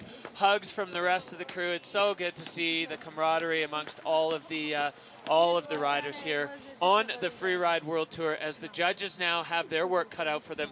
The deliberation as we just wait and see what is going to happen. What are the scores? There's Lexi DuPont, Hedvig's travel partner all season long. So second place for Hedvig Vessel with a 71.33. Interesting to see what that's going to do to our overall title chances. I think I know. I have a sneaking suspicion myself. And just talking about the differences in scores between Sibylle and Hedvig, do we think, Derek, Sibylle also put in a final hit in her run, which potentially bumped her score up in a line that was otherwise quite similar? So yeah, I think you're bang on with that, and a line score is one of the critical factors in this sport. And if you have features that you can hit and you ski by them, the judges take note of that. And if you don't ski by them, as Sibylle sent them, you know, then the judges also take note of that. All right, well, there's no rest at the Extreme Verbier. The defending two-time Verbier champion and Verbier local, an absolute legendary shredder. This young woman, she's not really in the title race this year, but she wants to back up her 2 wins. Elizabeth Gerritsen, Swiss rider from Verbier, she is on course and lightning through that top section. She is coming in hot. One of my favorite skiers on the tour, bringing style, but also just looking so at home in this big mountain terrain. She looks like she's lining up a similar line to the first 2 competitors, but taking a lot more speed. She's needing to, yeah, she had to wash that pretty dramatically above that mandatory high air. Up on the wall there for Elizabeth. Now pointing it off the center and pinned. Is she going to just have to go right to the fall line? She is. She didn't go up on the wall like we saw Sibylle and Hedvig do. Now just absolutely screaming out of the face. She just got locked into those railroad train tracks and just went for it. That was absolutely savage. I'm so happy to see her in one piece through the finish line. That was maybe the fastest run of the day. Well, yeah, she doesn't even know what happened. She got off the Fastnat mandatory and in the fall line, and you said that, you know, you have a 1/10 of a second to decide, and if she threw it sideways there, we would have seen her cartwheeling down the face. So she took the only available option, which was the fast rack. Fluidity is jacked, and I totally agree, Derek.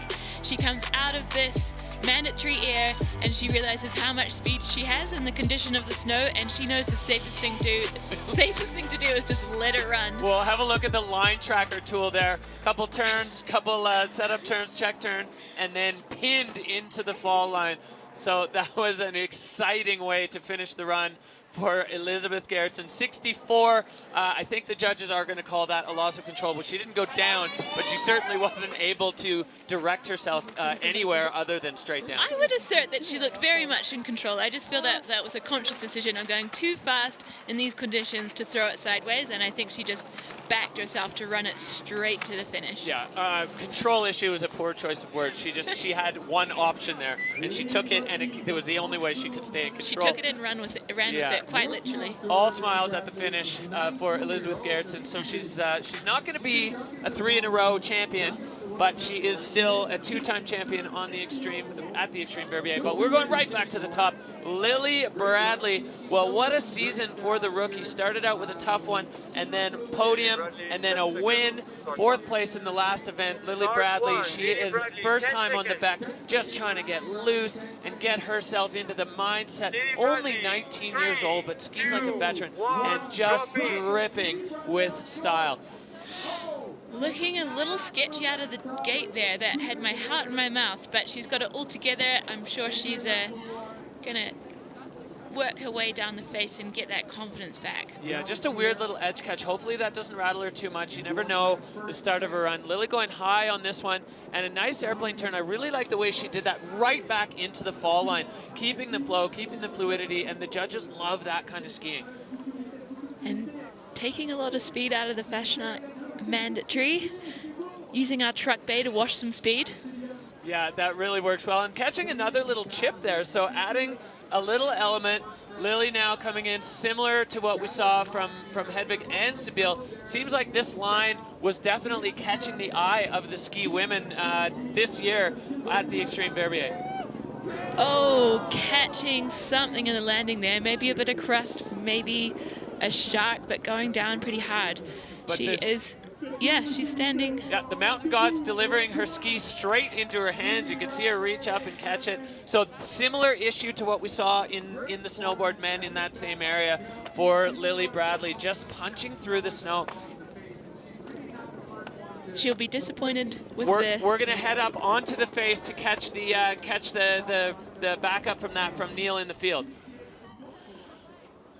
So just looking at that from my perspective, I've moved over to somewhere that I can see all 3 of the start gates now. And that cliff that we saw a lot of traffic on, both from the women skiing and the guys snowboarding, it's a really technical landing because it's not that steep. The faster you go, the better it works. But if you land a little bit too far forward, like Lily did just then, which has worked on all the cliffs above that, then you punch a little bit into that crust that's a result of that sun warming and go over the front. I think you saw on Sabile's run, she was a little bit backseat on landing, which usually isn't what you want. It's a recipe for a backslap. But instead, she managed to hold on because there was no chance her ski tips were going to dive and cause a front punch. So the fact that the snow is changing through the face and the way you have to land your cliffs on the way down changes hit to hit, it's really tough, and I'm so impressed with how fast they're doing it, and the side-on perspective of the speed is just absolutely crazy. I think we need an angle over here next time as well. Thank you, Neil. As we see, she was pretty centered on her ski, and it just sent her over the falls and into a little tomahawk there. Yeah, happy to see Lily Bradley straight back up and skiing down into the finish. She is okay. She's going to take a no score, which is what happens when your skis, or snowboard, I guess, for that matter, although I'd say it's pretty rare, come off on your run. So Lily Bradley wrapping things up. A great rookie season for the young rider out of the U.S., Tahoe City. So we are going back up to the top, and this woman looking to put her stamp on the Beck and find herself sitting on the top of the pyramid as Freeride World Tour champion, Jess Hodder. Yeah, I would be an absolute traitor if I wasn't all in it for Jess Hodder today. I'm so excited to see her ski. She may have heard news that Hedvig is not in the hot seat, so that might inform her line a little bit, but she's certainly focused on her own skiing. She's really intrinsically motivated to put down a sick run today, and I am sure she can.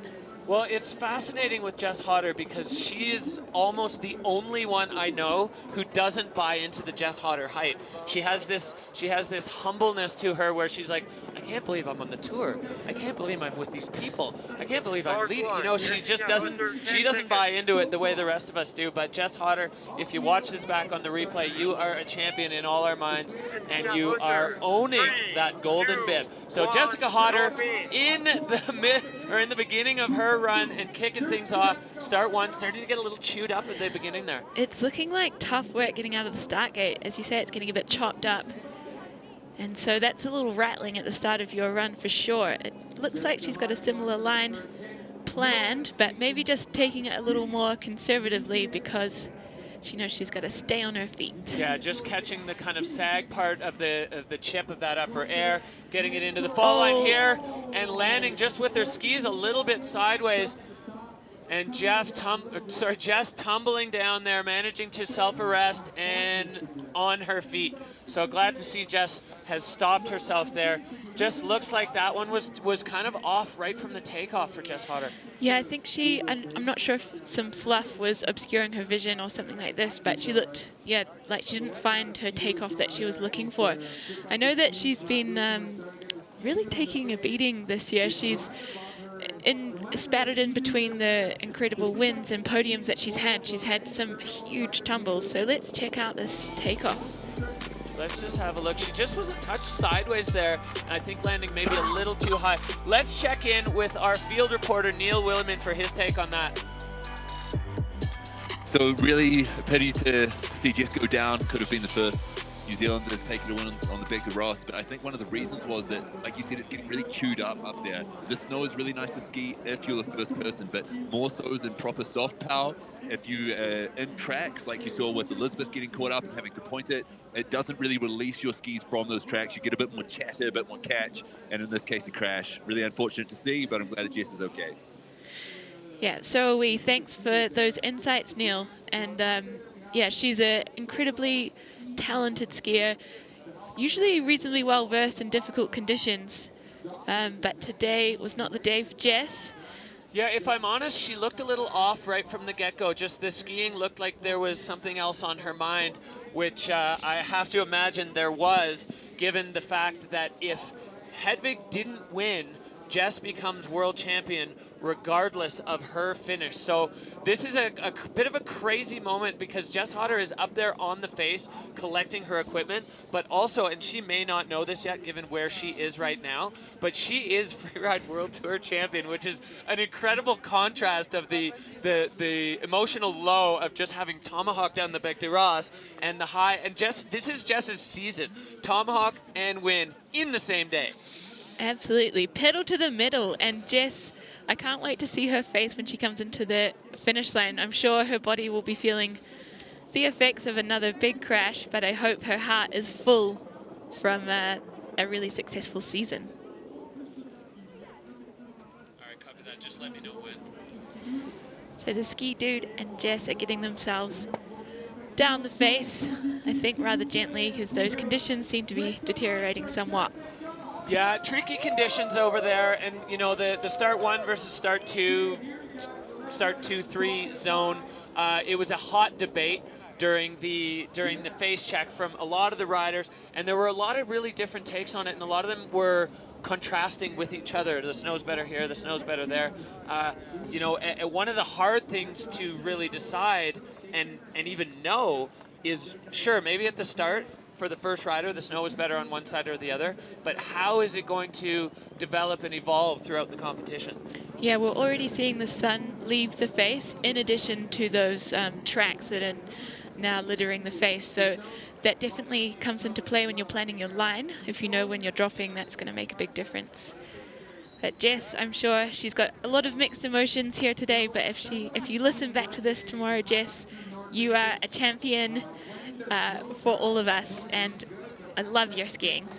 Yeah, so Jess Hodder is making her way through the finish. Definitely not the way she wanted that run to go. Hopefully physically she's all right, because she has taken a beating this year. So Jess Hodder coming into the finish area, even with the crash. Jess Hodder is the new Freeride World Tour champion. in the ski women's category. Tough way to earn it today, but FWT World Champion for 2022, New Zealand's Jessica Hodder. Oh, you're so good. So I don't know yet. It's Olivia and Dude, I was skiing like dog shit. There we go, the imposter syndrome from Jess, but we know you've got what it takes. Jess, congratulations. I'm sure New Zealand is absolutely on fire right now. A few mixed emotions for you. How is the body feeling?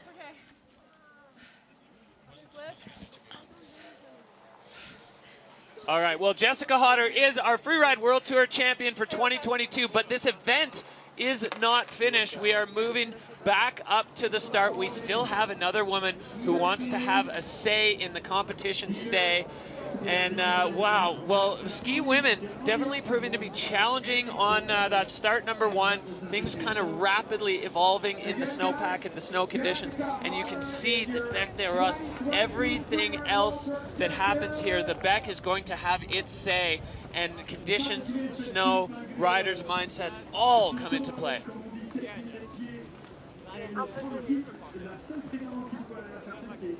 Well, right now, here is the rankings on the day. Sybille Blangeon, young local rider, 75.67. She was feeling some heavy, heavy nerves coming into the day, saying, you know, I've been thinking about this moment for years and years and years, almost overwhelmed by it, but managing to put down a really strong run.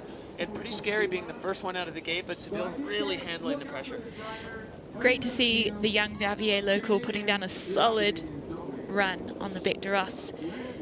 Well, and she's going to be on the podium. She's in the hot seat right now. So whatever happens with Olivia, Sybille Blangeon will be on the podium and for her first outing on the Bec, which is just an incredible achievement and accomplishment for a young rider, for a rookie to kind of have the fortitude to come out here and put down that run. Well, it's absolutely spectacular. But we are not done. Olivia McNeil, she came out of the start gate at the beginning of the year, storming with a win.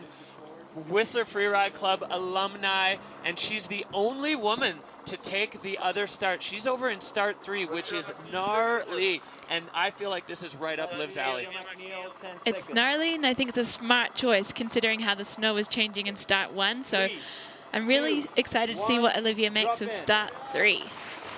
Well, our only woman to drop out of start 3, Olivia McNeil, is on course for her very first outing at the Extreme Verbier and making short work of this big exposed steep face on the top of the Bec des Rosses.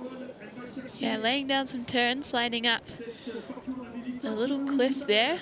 She won it, hopping through it with needing to ollie quite a lot there. Presumably there's some rocks sticking up.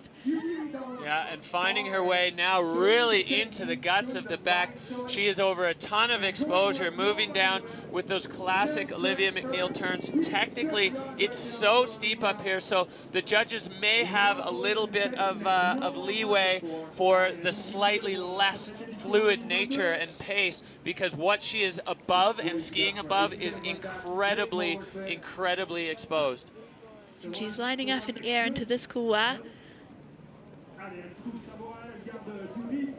All right, well, Olivia now coming into the bottom of the couloir and going to move across over another pretty girthy section of rock as she goes all the way across, looking like she's lining herself up on top of it, skipping off that first one, and now she's going to have to put it into the fall line off this big dog at the bottom, stomping that. And Olivia now out into the apron of the face, still managing to find some nice cold snow.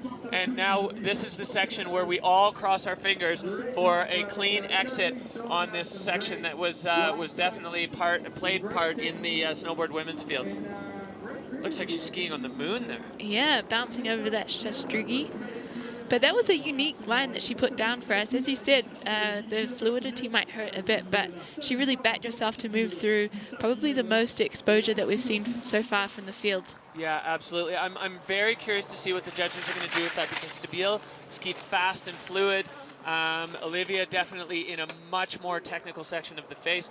Either way, both of these young ladies, we're going to see a rookie on the podium here at the Freeride World Tour, and we're going to see a rookie take the win on the Bec des Roses. So exactly what you said, Anna, the video judge, the line score is high, fluidity a little bit lower, air and style a little bit lower.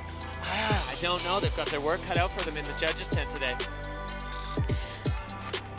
I think Sybil's run is looking strong in terms of air and style and fluidity, so let's see what the judges think. Well, these two rookies standing there arm in arm as they watch and wait and chat and catch up.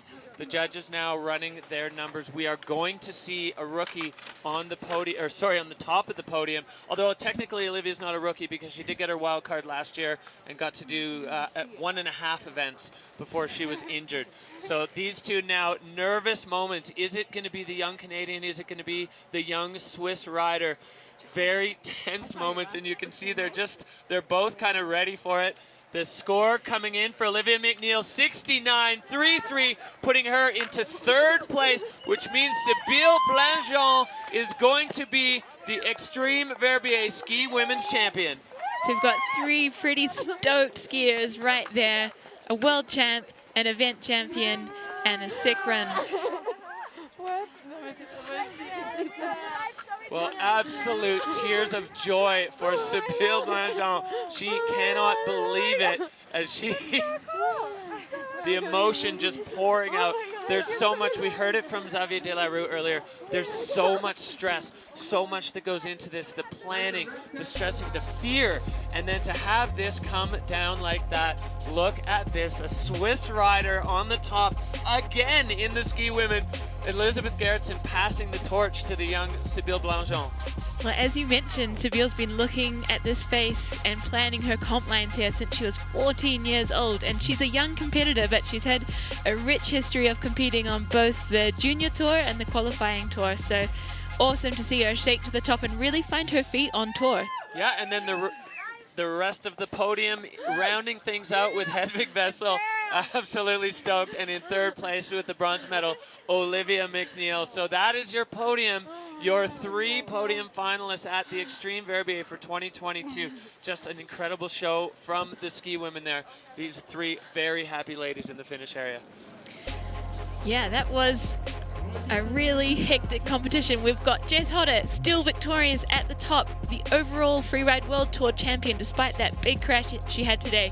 Hedvig Vessel 2nd, and then Olivia McNeil in 3rd. Olivia taking a big jump up the rankings there with her podium finish. Lily Bradley, Sybille Blanchon, and Elizabeth Gerritsen rounding things out. So Hedvig 2nd overall for the 3rd year in a row. The silver curse for Hedvig Vessel, but Jess Hodder all year long, bouncing between spectacular success and spectacular crashing. Jessica Hodder, the Freeride World Tour champion. How are you feeling sitting down there right now?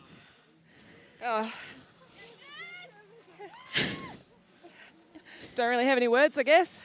All right, well, maybe talk us through what happened on your run, because to us in the booth, it looked like it was a little off right from the get-go. Does that match what you were feeling? Oh, yeah, man.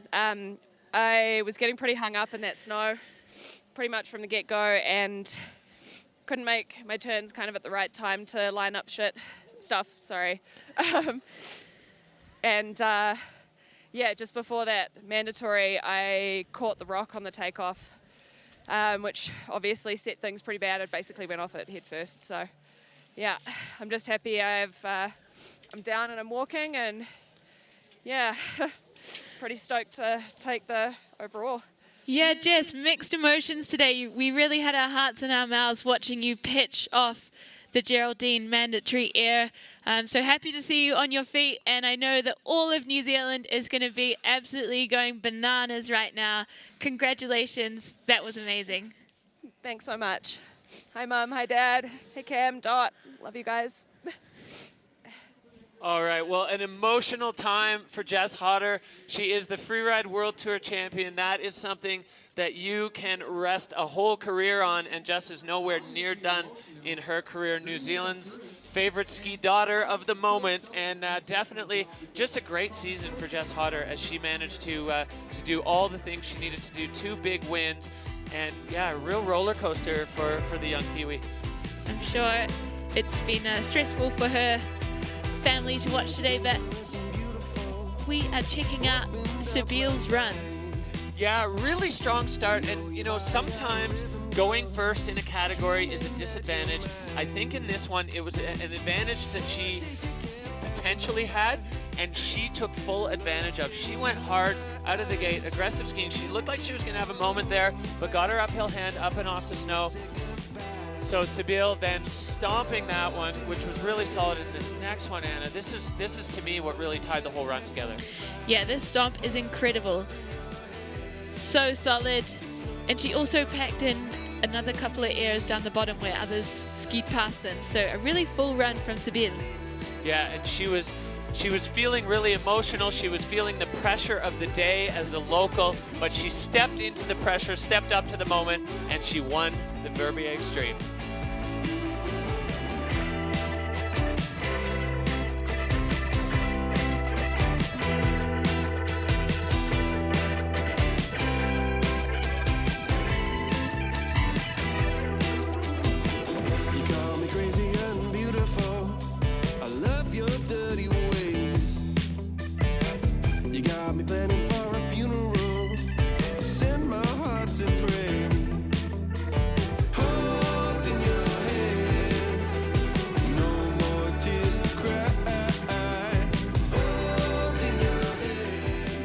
The Extreme Verbier 2022 is living up to its reputation. An absolutely banging show from the ski women, the snowboard men, and the snowboard women to kick things off. Spectacular so far. Anna, what a show. Yeah, it's been absolutely outrageous. Lines firing from all of the starts. I don't know. Alex, yeah, you're following. Wild times. Let's cross to Neil. Yes, Neil in the field. Can you make sure the camera can see the cliffs above me? Back in the field, and have a look at the snow. It's a soft, punchy crust over here anyway, near the rocks, and the athletes have just been handling that so well. It's amazing. Skiing on it, it feels nice, but you can punch through if you're close to the rocks, as the main cool traffic we saw from start 2 and start 3.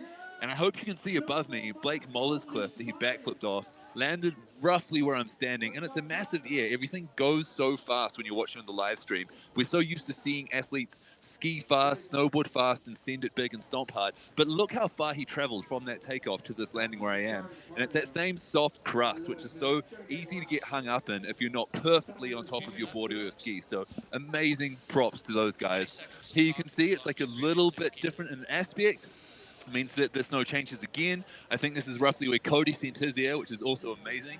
Standing on top of that and looking at it gives me the chills. I'm going to head back over to some different snow now. Cross completely over the venue. And do you see how that snow changes? Over here, it's had a bit more sun, and it's got a harder crust. Landing on this stuff is going to be really tough and technical. You can see my skis just jittering around a little bit. I would not really want to be skiing super fast right here, and I hope that the riders have scoped their lines so that if they're coming out in particular areas, that the snow is going to work for them in a way they can hold it together. We already saw Elizabeth Garrison do that, so it's definitely possible, but just another tribute to the athleticism of these guys and girls skiing the face today. Now I'm over here in the sun. The snow has changed again.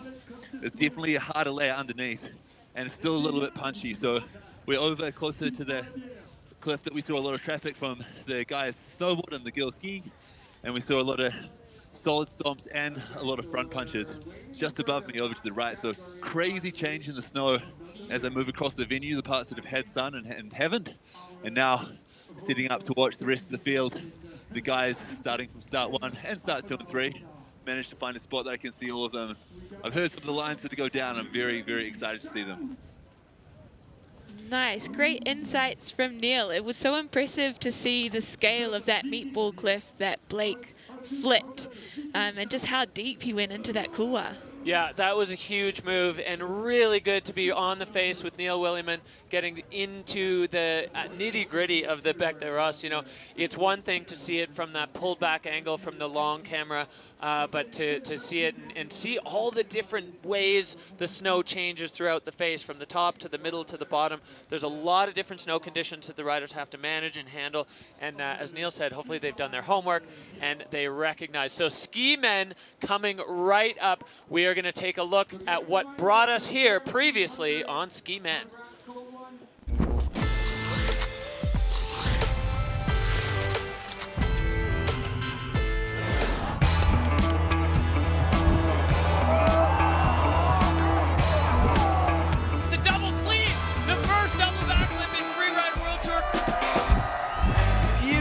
Run for Andrew Pollard, just top to bottom, so clean. Yeah! Big backflip. A huge 360. What a run from the young Swiss rider. Bang, stomp, back home. Another fantastic run from this young man. Oh, that run had everything. That was absolutely full, pure freestyle. Flying there. With the save of the century, Christopher Turdell laying out the backflip there, stomping it. Incredible run there for our French rider out of Chamonix. Backflip here, and perfectly clean. That is a pretty quick run. That was a great run for Carl. Yeah.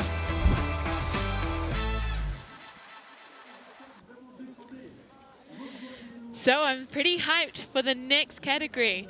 Maxime Chablot, our current leader, he's been plotting out his line and trying to see how he can clinch the title. Talk us through the rankings. Well, Maxime Chablot sitting on 26,560, but Carl Ragnar Eriksson has been chipping away at it all season long, and he is well within striking distance of the overall, as is Christopher Turdell. You know, a lot of things have to happen in order for those guys to stand on the top of the podium, but I would give them a bit of a nod in terms of advantage on this face. Maxime Chablot, we'll see. He's a rookie on the tour. He's been really shining on the faces that have had a bit of a more playful vibe. I would never describe the Bec des Roses as a playful venue. No, as Zav said, it is a hostile environment out here, and I wonder if those veterans like Carl and Turdell will give him a run for his money out here. They've skied this face before, they've been competitors here, and they know it well. So it'll be interesting to see how this plays out. Yeah, so the young rookie has been wearing the golden bib for a while now, and we had a chance to catch up with him and see how heavy that's sitting on his shoulders.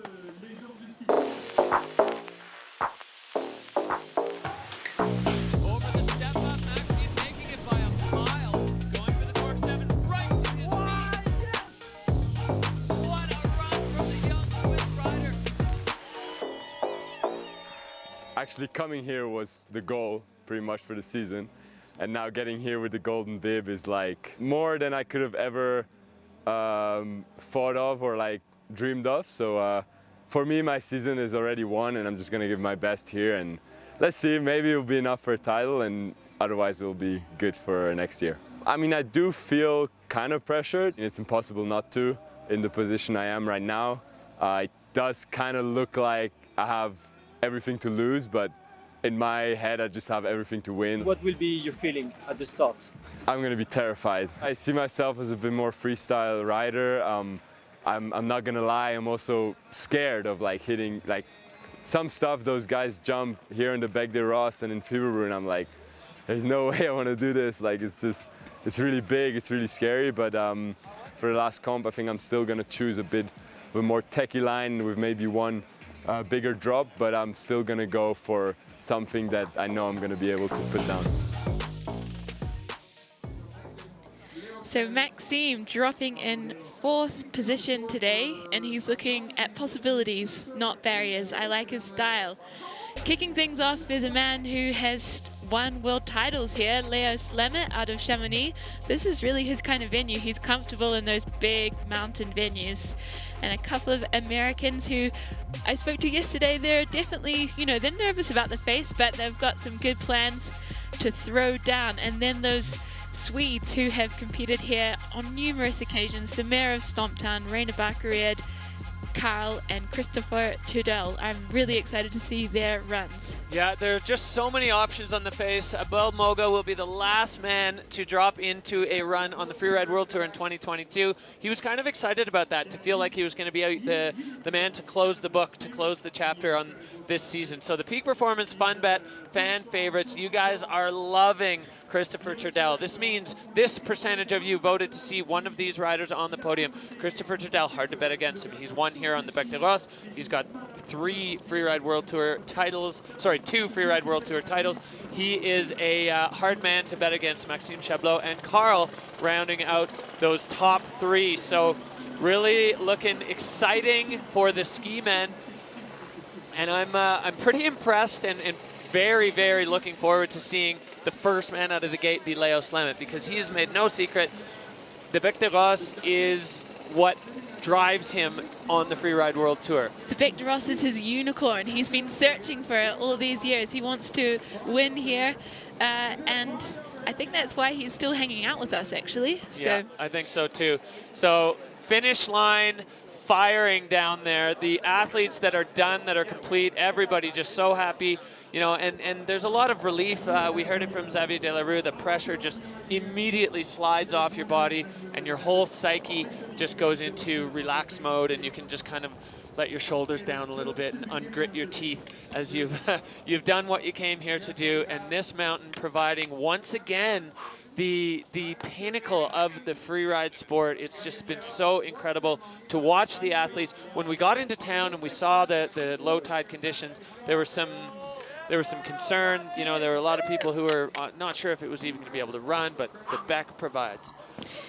Yeah, we've got 3 epic starts. Leo is standing there in start 3, and we've discussed this a little bit before. It gives access to some of the biggest features of the face, but whether or not they are on is yet to be seen. So I'm really on the edge of my seat to see what those skiers from start 3 do. All right, well, the Chamonix from France, Leo Slemmet. He has been a fixture on the tour, but he is still a young man. It's kind of crazy that he's only 28. It feels like he's been here for forever. Leo Slemmet, first man on the course.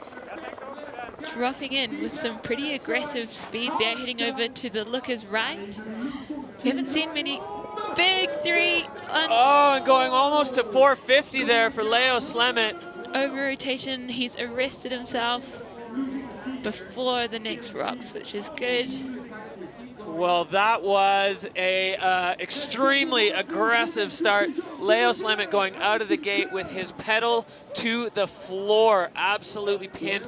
So unable to stick that. Looked like for a second I thought he was going to trying to do a 540, but I think it was just a slightly over rotation on the, or a slight over rotation on the 3. As you can see from that angle from the helicopter, just how precarious position it is for Leo. We're going to check in with Neil in the field. Neil, on the course, tell us what that looked like from your perspective. That looked absolutely insane. I don't know why, but watching from closer has just given me such a new perspective on this. Obviously, we've all watched from the other side of the valley, we've all watched with binoculars, and somehow it just never seems like things are going wrong, or if things do go wrong, no one's going to get hurt. Watching up this close, that was huge. I think other people have built it when it was smaller because there was more snow. Maybe even Leo. I think Leo might have tricked that before himself. But this year it's a lot bigger, hard to adjust your mindset to spin more slowly on the same feet hit before and stomped. And then I was worried he's going to tomahawk over those next cliffs because they do look friendly. I'm so happy to see that he stopped. Seems like he's going to be able to get his skis by himself. As well, but just the fact that he can take a hit there and then have the presence of mind to stop himself is incredible. Really happy to see him coming to a stop there. As we pan out, you might see the serious exposure that Leo is over, so that was a close one. Yeah, Leo Slemmet definitely throwing down the gauntlet there, showing that he wants it more and more and more. And we've got the ski ninja, the ski runners coming in to grab the equipment and get all of Leo's stuff back down to him. The preparation on this face, the crew that goes into it, we've got the ski runners, we've got the doctors, we've got the patrollers, we've got guides, all strategically placed both at the top and along the face so that they can get to the athletes quickly. in the event that they lose a ski or need medical attention. So definitely the plan laid out with the safety of the athletes and their well-being in mind. But Leo Slemmet really kicking things off in a wild way there. Yeah, that was him planning and attempting to execute a winning line. The only good outcome of that I see is that he will be dissatisfied with today's performance and he will come back to ski with us in FWT 2023.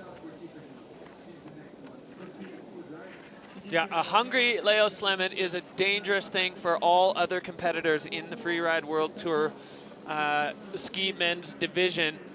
So Leo looks like he's got both his skis back now, just or one of his skis at least, trying to find a spot where he can put it on. Just you can see even by the way that while his foot is dug into the snow, his knee is touching. That gives you a really good indication of how steep it is, where those guys are. And have a look at how Verbier has turned up for the Extreme and the final of the Freeride World Tour in 2022. The Audi public viewing area is going off. We've got thousands of people out here, thousands of people watching at home. The finale of the Freeride World Tour 2022, just delivering the goods over and over and over. Snow-wise, it's been a tough season, but the action and I think the quality of the athletes and their skill has really risen, and it just keeps continuing to rise. I have so much respect for the riders who have been competing under duress this year with low tide in most of the venues that we've come to and some really challenging conditions. So a massive shout out to all of the riders who have planned and executed some epic runs despite the tricky conditions. Well, if you want to see just a mastery of the sport of skiing, watching Leo Slemmet skiing down the Bec des Roses on one ski, that just shows you the level of skill that we're dealing with here with these riders. I mean, that's just an incredible feat of athleticism there. Leo making his way down, just trying to find his other ski. I think it kind of went down the couloir a little bit, but he's doing his best to get to it. Probably one of the strongest men physically and mentally on tour. Leo Slemmet is, I mean, he's a superhero, and now he's just doing the unthinkable, skiing down the Bec des Roses on one ski. This is literally everyone's worst nightmare, but he is handling it so well. He's actually recovering. Yeah, he's fully recovered, but is coming back from a knee injury. Presumably he's put his one ski on his good knee so that he can make it down strong. But he's been really coming back this year, finishing in 3rd position in Fibelbrunn. It's great to see that he's still hungry for free ride competition. Yeah, so this is actually a complicated retrieval here. You've got the ski dude underneath the cliff, and Leo actually just way into the Nar on one foot. I mean, you can't hold a mountain goat down, and Leo making his way through that extremely technical section, little kick turn. I mean, this is a man who is just comfortable in the mountains as the ski dude just trying to get that last couple of centimeters to reach up and retrieve Leo's ski from an extremely precarious position on the Bec des Roses area. And Leo is thinking, do not drop that ski. Yeah, he's gone far enough on one foot.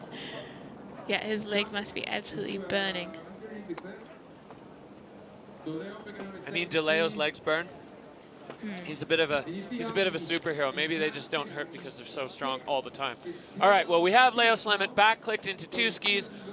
Leo's going to ski out. We're going to extract the ski dude to a position where they can stay safe and out of the way. Happy to see Leo Slemmet coming out of that clean and safe after, quite a wild one. Just over-rotating a 360, going pretty much almost exactly to 450. And landing sideways and then putting himself into a pretty rowdy spot. Yeah, that was certainly a rowdy start to this ski men category. And I'm sure the delay has added to the nerves for our next competitors as well. Yeah, I mean, you've stood in multiple start gates over your freeride career. Have you been the one to have the delay right on you? I have actually, and you're wondering if you don't have comms, which typically you would not. You're wondering what is the cause of the delay. Is there something wrong with your line that you've chosen, or was that competitor in a different zone? You know, it really puts a little granule of doubt into your mind. And that is at a time when you do not want to be feeling any doubt at all. But hopefully these riders are all feeling confident. So we are back up to the top. It is start number 1. You can see there's a few riders, Maxime Chablot in the background, as well as Aymar Navarro. But in the gate, young American rider Jack Nichols, grew up in Vail. This guy has been on fire this year. He's got, it's coming to, or becoming a signature move with the side flip Lincoln Loop kind of alternate flat spin. Love to see it. Wonder if we'll see it on this one. Jack Nichols, Jack the Cat, is on the Beck. And cruising through that kind of chewed up choke out of start 1 and looking to find his line. Yeah, so we did see some deteriorating conditions over here, but Jack making short work of that. He is such a strong rider, getting into the Fasnacht mandatory, taking it way over in the rider's right, and a really nice, clean re-entry into the face. And the first athlete we've seen over here using that windlip. Over on the looker's right, looks like he's shooting back now into the guts of the Couloir. Big backy to his feet, riding out so smooth. Perfect connection there. Yeah, exactly. Jack the Cat, perfect connection on that backflip, and he's going to be pleased with that. It was a really interesting approach to that air. We haven't seen anybody go on the other side of that wind drift.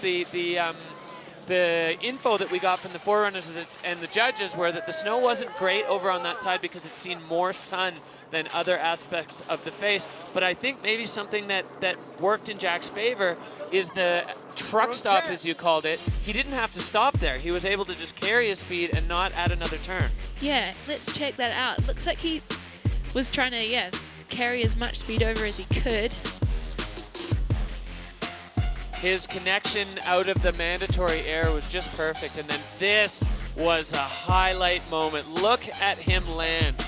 So smooth. That was the absolute show-stopping moment of his run. Air and style's pretty jacked there, but I'm not sure if it was the most complete run that we'll see today. I wonder if he meant to do more over on the looker's right. Well, the judge is digging it. That's definitely, for the first completed run of the day, an 80 is a solid place to start. You might be right, by putting himself on the other side of that drift, he definitely pulled a few opportunities out of his run to add line score into it. But, I mean, an 80 is a great place to start. And let's just keep in mind, Jack has never competed on the Beck before, so that was a great first run on the Beck. Well, we do not slow down here. And speaking of young American riders, Ross Tester was battling it out last year with Christopher Turdell for the overall title, and he had a great run here, but not quite able to equal Christopher Turdell and ending up second overall. So Ross Tester, he's living in Utah, grew up in the Tahoe area of California,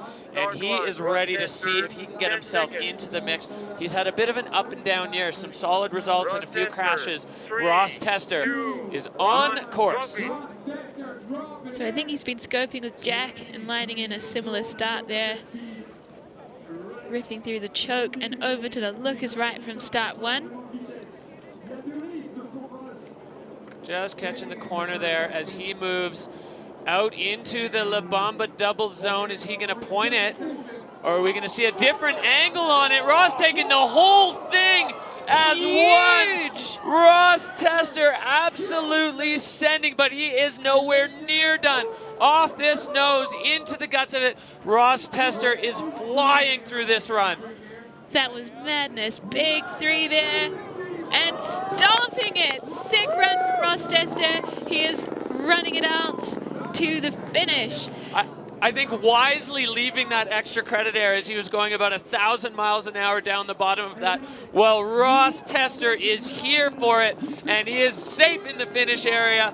Unbelievable run for the American rider, Ross Tester. Insanity on the back.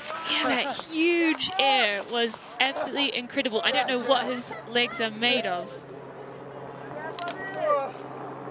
So happy to land on my feet on that one. We are happy to see him land on his feet too. That was a serious air. Check it out. The whole thing, he definitely had it. Looked like one ski punch through the crust, but handling it like a ski god. And then straight over into this early takeoff, 360, bolts on the landing, line, fluidity, control, air and style, technique, all of it. I mean, the classic tester turns at the top, and then the rest of it just lightning in a bottle there for Ross Tester. That was an incredible run. Just to keep you informed, we're only 3 riders into the ski men's field. And we are already losing our minds. Ross Tester really bringing in some serious big mountain elements. He might have been perceived as more of a freestyle-oriented rider, so it's really cool to see him step it up. A 92 for Ross Tester, so that has set the bar extremely high. The judges absolutely loving what they see there. Ross Tester, we've talked about it before, but he is the evolutionary hybrid of freeride. He will get into the gnar, he will go huge, but then he'll also find those places to throw the stylish tricks. And now we just saw the ultimate combination here at the Extreme Verbier. Ross Tester going to his absolute limit there, and maybe the limit of the face. I can't imagine what more we're going to see, but that was an incredible, incredible run for Boss Ross. Well, we get a good look at the face here, at the just incredibly rugged nature of it, as we head back to the man in the golden bib. He is a rookie, he is Swiss, so the locals are going to be losing their mind, as we've already had a Swiss rider take a win today on the Bec des Roses. Can another skier do it and secure a tour title? Maxime Chablot, he's been busy in between events. He's off to kite surfing World Cups, but now it is 100% about skiing for Maxime Chablot as he gets ready to kick out of the gate and try to put his stamp on the Bec des Roses for his first time in his career. Yeah, all eyes are on Chablot. This is his title to win. And moving across to the lookers left from start 1. Taking a bigger chunk off this one. Looking really smooth as he comes into the mandatory zone. And taking it from the upper deck there, a little bit of a wheelie, but still solid, and really, really quick feet to get that turn off before he got pushed up over the wind drift. So Maxime Chablot, 360 now, clean landing, and barely leaving the fall lane. He gets control again with a massive backflip for Max. Oh, he holds it! Recovery. Wow, what an absolute screamer from Maxime Chablot. Hold on through the finish, Maxime. Anna and I in the booth just holding our breath as he finally comes through that chunky snow at the bottom, and a 360 in the finish area. The emotions just pouring out of the young Swiss rider wearing the golden bib. If Maxime Chablot finishes first or second in this event, nobody else has a chance. He has certainly given himself a good shot at one of those spots. Yeah, I mean, small control issue there, but what he's managed to pack in terms of air and style and speed is really phenomenal. Yeah, and you can see the video judge agreeing with you completely there, laying out the backflip miles past the next bomb hole, and you can see one leg kick up. Didn't go down though, not even really a backslap, just a kick out as those other bomb holes and that funky snow there in that section. Definitely hard to manage it, but Maxime doing everything he can. I got a little pop. Merci tout le monde d'être venu. Trop content. Super saison. You heard it. He's happy with his season and looks pretty astounded to have made it to the bottom. Yeah, Maxime Chablot, you know, that it's gone back and forth with him in the comments online and stuff, a lot of freestyle.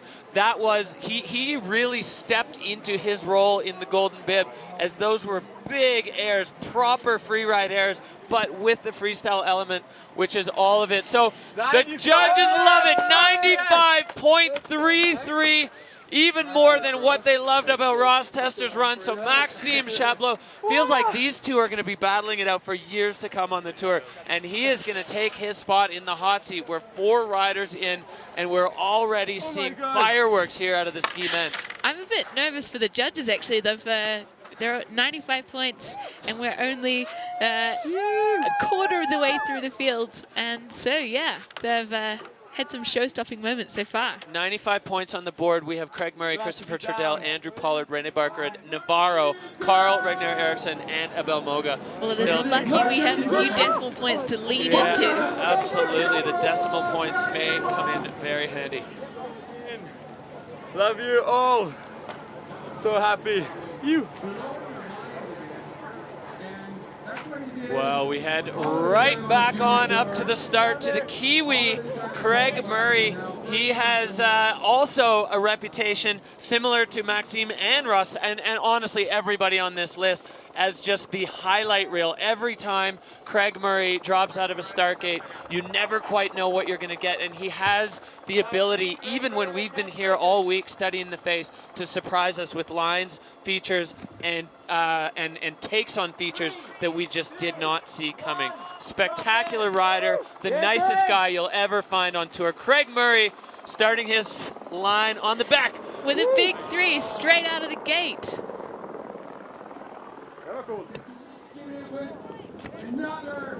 Catching the side there, and now Craig Murray, he's got some real estate to work with as he heads way over across, getting himself into another mandatory cliff zone, clicking in, and now he has absolutely pinned the exposure here. Craig Murray sending a gigantic flat spin and not able to hold on to it. Oh, unfortunate there for Craig Murray with the flat 3 and just getting a bit bucked on the landing. He was set up for another absolutely classic Craig Murray run. Yeah, bucked indeed. We heard from Neil that the snow is reasonably hard over in that area, so not forgiving for landing in. Craig stopping in for a bit of a yarn with Neil Williman. We're going to check in with Neil on the face. He's got Craig Murray on site right now. Neil. I hold that landing. It was a little hard to shut down, but really happy to be okay. And thanks to everyone for watching. Kia ora to everyone back home. Kia ora, kia ora. Thank you, Craig. That was amazing to watch. I'm going to come down the finish line with you. See you there. Bye, team. Very cool to get a word from Craig Murray in the middle of his comp run.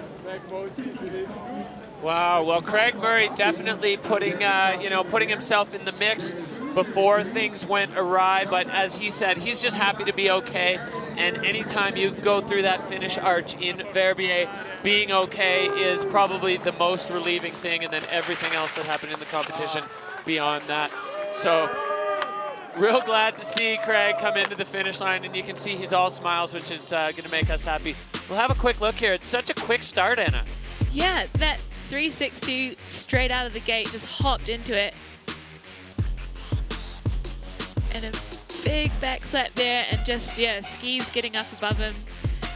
It was hard to hold that one together, but he sounds happy enough, and he's made it down in one piece. Yeah, pretty chipper for a guy who just did what he did, but definitely, as you said, the snow pretty hard down there, and with the rotation that comes out of a flat 3 like that, you basically have to kill the rotation before you land, or you're going to bend your ski and put yourself onto your back. Oh, what a catch there for Craig Murray. So unfortunate for him competition-wise, but very happy to see him kicking it off and being healthy, happy in the finish as we see the start to just an incredible place for the riders to be. It's so exposed up there here on the Bec des Roses, and you can see the traverse that they have to take if they want to go over to start 3. Full Billy Goat territory as we zoom in on start 3. This is your reigning freeride World Tour champion. It is still mathematically possible for him to take the title again this year, but it's going to be tough for Maxime to be out of the top 3 with a 95 already done. So Christopher Turdell has his work cut out for him, but if any man is capable of that job, it is Turdell. He won on this face last year. He certainly knows how to win on the Freeride World Tour, and he is ready to go. The peak performance rider out of Sweden, just bouncing around, trying to find his zone and find that switch to flip. I think he's just about to flip it as he airs into the face with some serious pace. So Christopher Turdell coming right into the heart, catching the nose of that one, and now on a similar trajectory as we saw Craig going on this traverse, as there is a ton of options. Way up high here, a 360 in possibly the most exposed place ever. That was unbelievable there for Christopher Turdell.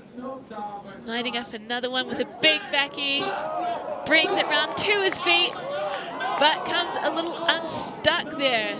Oh. Funky snow, I think. I think it's a snow snake there. The 360 and then laced the backflip. Turdell getting over the slough cone there and connecting with that one so perfectly. He was on track for it. Not really quite sure what took him down there. Christopher Turdell, that's uncharacteristic to go down on a snow stake for the ultimate balance master. Yeah, definitely not typical of Christopher, so he must have caught something in there, and I don't think that's going to be challenging Maxime Chablot's position in the hot seat at this point.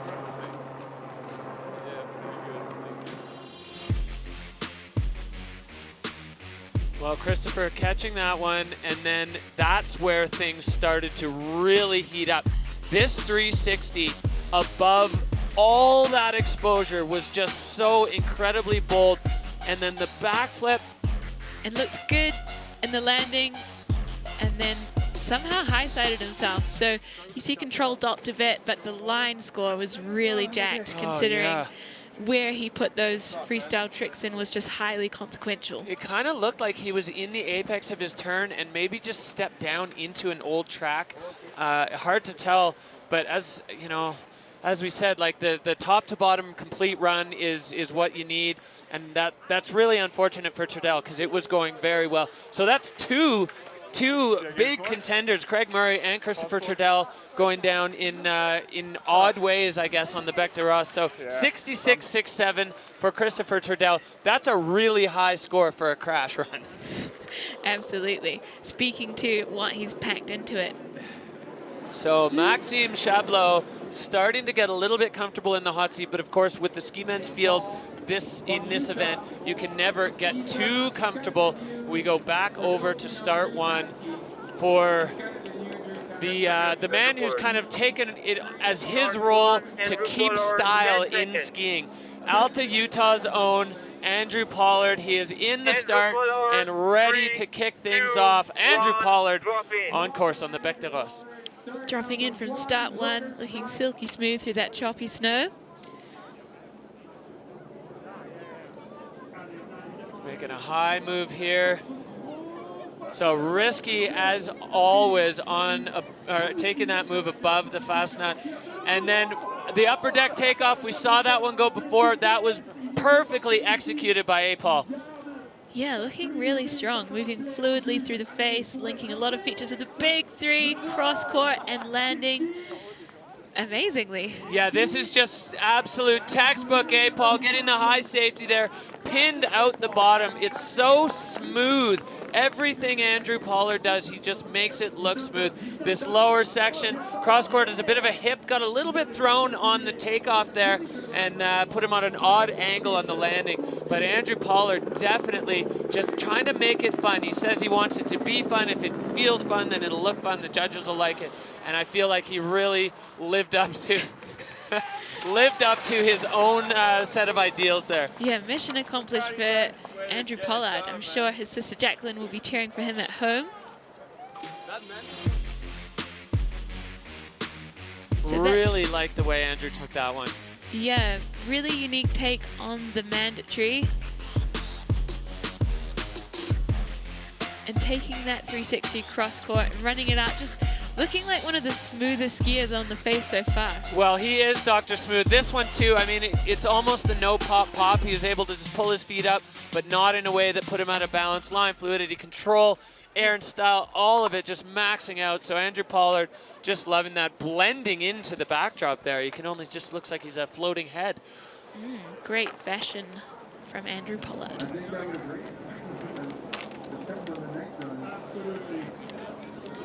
All right, well, the judges have their work cut out for them, as always, on the Freeride World Tour. Score dropping there for Paul, 78.33, so just going to slot in behind Jack Nicholls, and fourth so far. So Andrew Pollard, a day of work done, and he is going to roam out of the, if he can find his way, out of the, oh, just got to give his GoPro. All right, we are back up to the top, the mayor of Stomptown, the man that everyone on tour looks up to, René Barkered, and we had a chance to catch up with him and get a little bit of his thoughts on the Freeride World Tour, on the Bec des Rosses, and on what it means to be René Barkered. My story started in 2009, or actually earlier. I saw a video clip of Kai Zackersson ride it back in the day, and I was like, ooh, I better not start freeriding. Maybe I have to do that thing one day. The feeling to be here is great. I mean, this is the highlight of every season, and the atmosphere is awesome. The weather is great, and that's the best mountain you can ride in a freeride competition. I have 5 lines in mind, and I'll just have to pick one eventually. So I have a pretty good idea. I love that. I have a lot of lines. I just have to pick one. He's kind of got that that reputation of just knowing all the different places you can go and then deciding which one it's going to be, or even piecing bits of them together. 39 years old, recently become a father, him and Jackie Passo, with a brand new baby. So really exciting to see the freeride family growing. René kicking things off with a bang. Airing out of the start gate. Our new resident rad dad, René, is just pinning it down the face from start 3. Moving across to the lookers right. Well, and absolutely flying 360 into that pocket. Just having a bit of a tumble there. And just looking like he's able to self-arrest there. A bumpy ride for René Barkered. Got his foot underneath him, ski underneath him, and managing to stop himself. He's waving the universal sign for him being all right. Good to see him up and moving around. So an unfortunate run on the Bec des Rosses for René. Yeah, real strong start out of the gate for René Barkered as he flew off that first air right under the start 3, and then the 360 just not quite working out, and you could see by his tomahawk path that 360 is over serious exposure. So René's just going to be collecting his gear. Looks like he's just missing one ski. The Dynastar rider there collecting the ski as where it landed after its own little trip down the Bec des Rosses on its own. Let's check out what happened here. So 360 looking slightly over-rotated, which meant his skis were facing a little too uphill to make that critical turn. Yeah, exactly, and it's tough, you know, when these riders haven't hit the feature to set a spin or a flip or something and know how fast you need to set. You could see René come out, he was at 360, but he was still maybe 1.5 meters off the ground, and you could see him twist his arms to try to stop the rotation. So really happy to see René okay. Wild to see the veteran on the tour still adding these spicy freestyle moves into his game. You know, I don't really think of René Barkered as a freestyle skier, but he has those in his pocket, and the times when he busts them out, it's pretty exciting. Yeah, the bastion of Big Mountain. He's been more of a freeride traditionalist, but in his 30s, he's really kind of joined the freestyle movement and tried to build up those tricks. Yeah, absolutely. So René Barkered coming into the finish area. Happy to see he's all right. He's that was some perfect tricks. Good job, buddy. So no score for René Barkered. You lose a ski, you don't get a score. Yeah, and slight over. I went bigger than I thought. Yeah, tried to stay relevant here. Trying to stay relevant. That was my B line. The A line would have been. Yeah, I know your A-line. I was like, no way. Just great to hear a little bit of behind-the-scenes banter as the respect from Maxime Chablot for René Barkered, talking about his A-line and how crazy it was. Now, speaking of A-lines and wild lines, this man always one to deliver a show-stopping and often heart-stopping experience for the viewers. Aimar Navarro, he has been a fixture on the tour, and you spoke earlier in the reputation of Brendan Barker, he is the purist, the big mountains, hard-charging purist. He said, I have one style and I just need to find a place to put it. Aimar Navarro, the Spanish ski god, is on course and already flying. Yeah, I'm on the edge of my seat. It's hard to find those hard-charging big mountain lines in these conditions. So let's see where Aimar takes us. He is heading over towards a unique, maybe Jeremy Height-style entrance. So way high, he's going to air onto this patch, redirect, off it, and off the second stage of the La Bamba. Can he hold it? No, Aimar Navarro, getting pitched against the rock wall at the bottom. Yeah. That was. And just trying to bring himself to a stop here. Still rolling. That was a heavy, heavy slam for Navarro as he is. We'll be waiting for the team to get to him and support. See what he needs.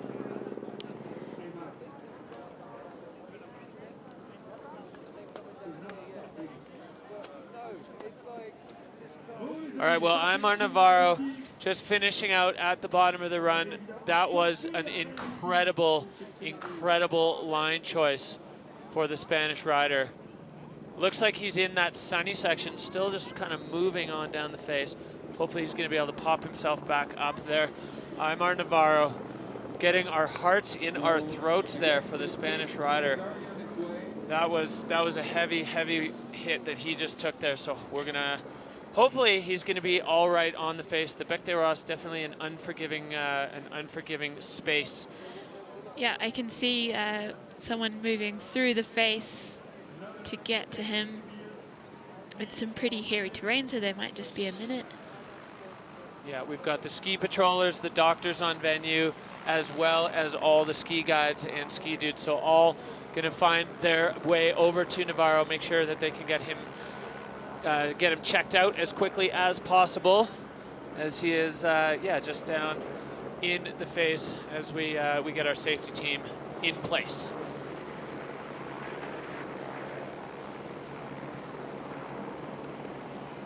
So here is our support person coming up to Aimar.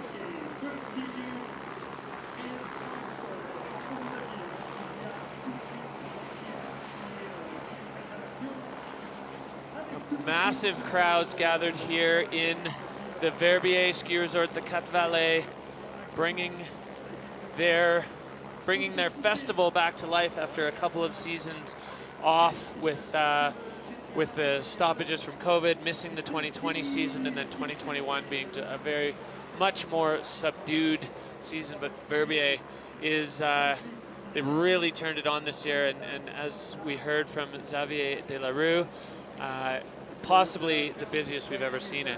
So we have the medical team on site now with Aimar Navarro. We'll keep you updated as we get any information on how he's doing.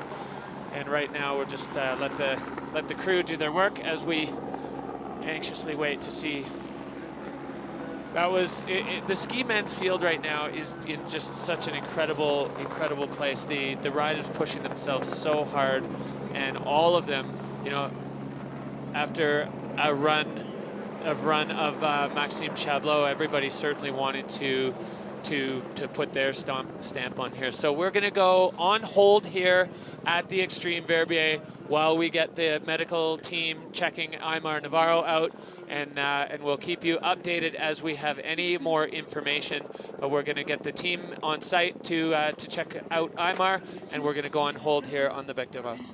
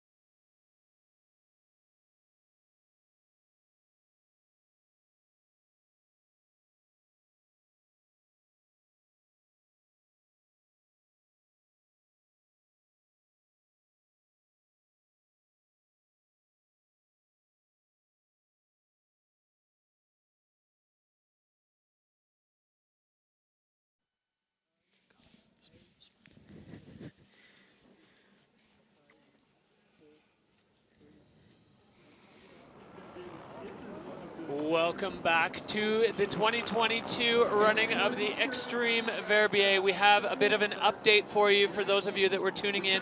Aymar Navarro had a heavy slam.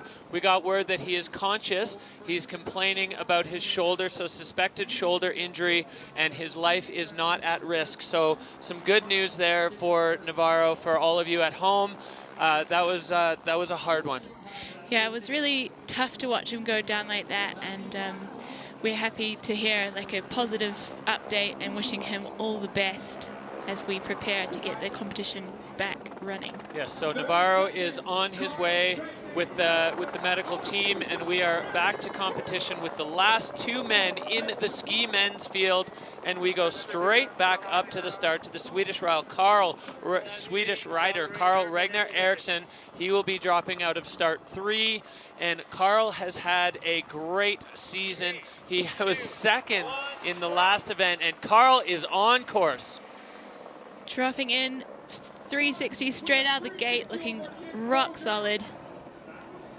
And so Carl is absolutely flying. This is his signature. The way he rides, always so fast and aggressive. 360ing into that exposure. Now that was executed absolutely textbook perfect. Carl Regner Eriksson laying out the backflip right to his feet and getting on the brake, shedding speed. So Carl Regner Eriksson now into this closeout mandatory, taking it all the way down. Sick run from Carl. Oh my goodness, packing those features back to back. That was non-stop action for Carl Regner Eriksson, and just what we all needed to bring us back from those scary moments we saw before. This man, we've spoken about him as underrated no longer. He is a serious threat in any event. That was an unbelievable run from Carl. Getting some hugs from the Swedish crew. I just am so impressed with his ability to execute after waiting up there for so long. Two 360s and a big backy. And all of those upper moves from Carl Regner Eriksson in the most exposed part of the face. And then this one, he just caught, you can see him slide over that glide crack, catching the transition and just using every bit of power in his legs. And Carl Eriksson, top to bottom, bang, bang, bang, bang. That was a blinding run. I think this is going to be a tough one for the judges. Different sides of the feature, different sides of the face, but similar in intensity from what we saw from Maxime Chablot. Man, he was just rolling, like no reaction. Yeah, that was sketchy. So you can hear there the concern in the rider's voice, although the competition is happening. Of course, everyone, friends and family, they're still, talking about Aymar, and we know that he's in the best care possible. So as we said, shoulder injury suspected for Navarro. And these two are anxiously awaiting the score. So Chablot is currently in the hot seat. He's got 95 points, and the judges will be crunching the numbers, stacking up all those features and the different terrain that they move through. I think Carl's line score will be really up there due to the huge exposure that he moved through at pace. At pace, you said it exactly, Anna. He went through there so fast, especially up at the top. I mean, you just can't understate what that face is like, and it's so steep. When you were going through the venue description this morning, and you said it has an average pitch of 43 degrees. That's not a maximum, that's the average. So you can only imagine the max pitch up at the top is going to be so steep. And for Carl just to have flown through there like that with tricks, 3 off the top, 3 over the exposure where we saw Reine go down, that was just a really impressive push from Carl. And his mental strength to be standing up there on hold, probably really feeling the cold. It's sunny today, but the temperatures are really low. I'm so impressed with that run.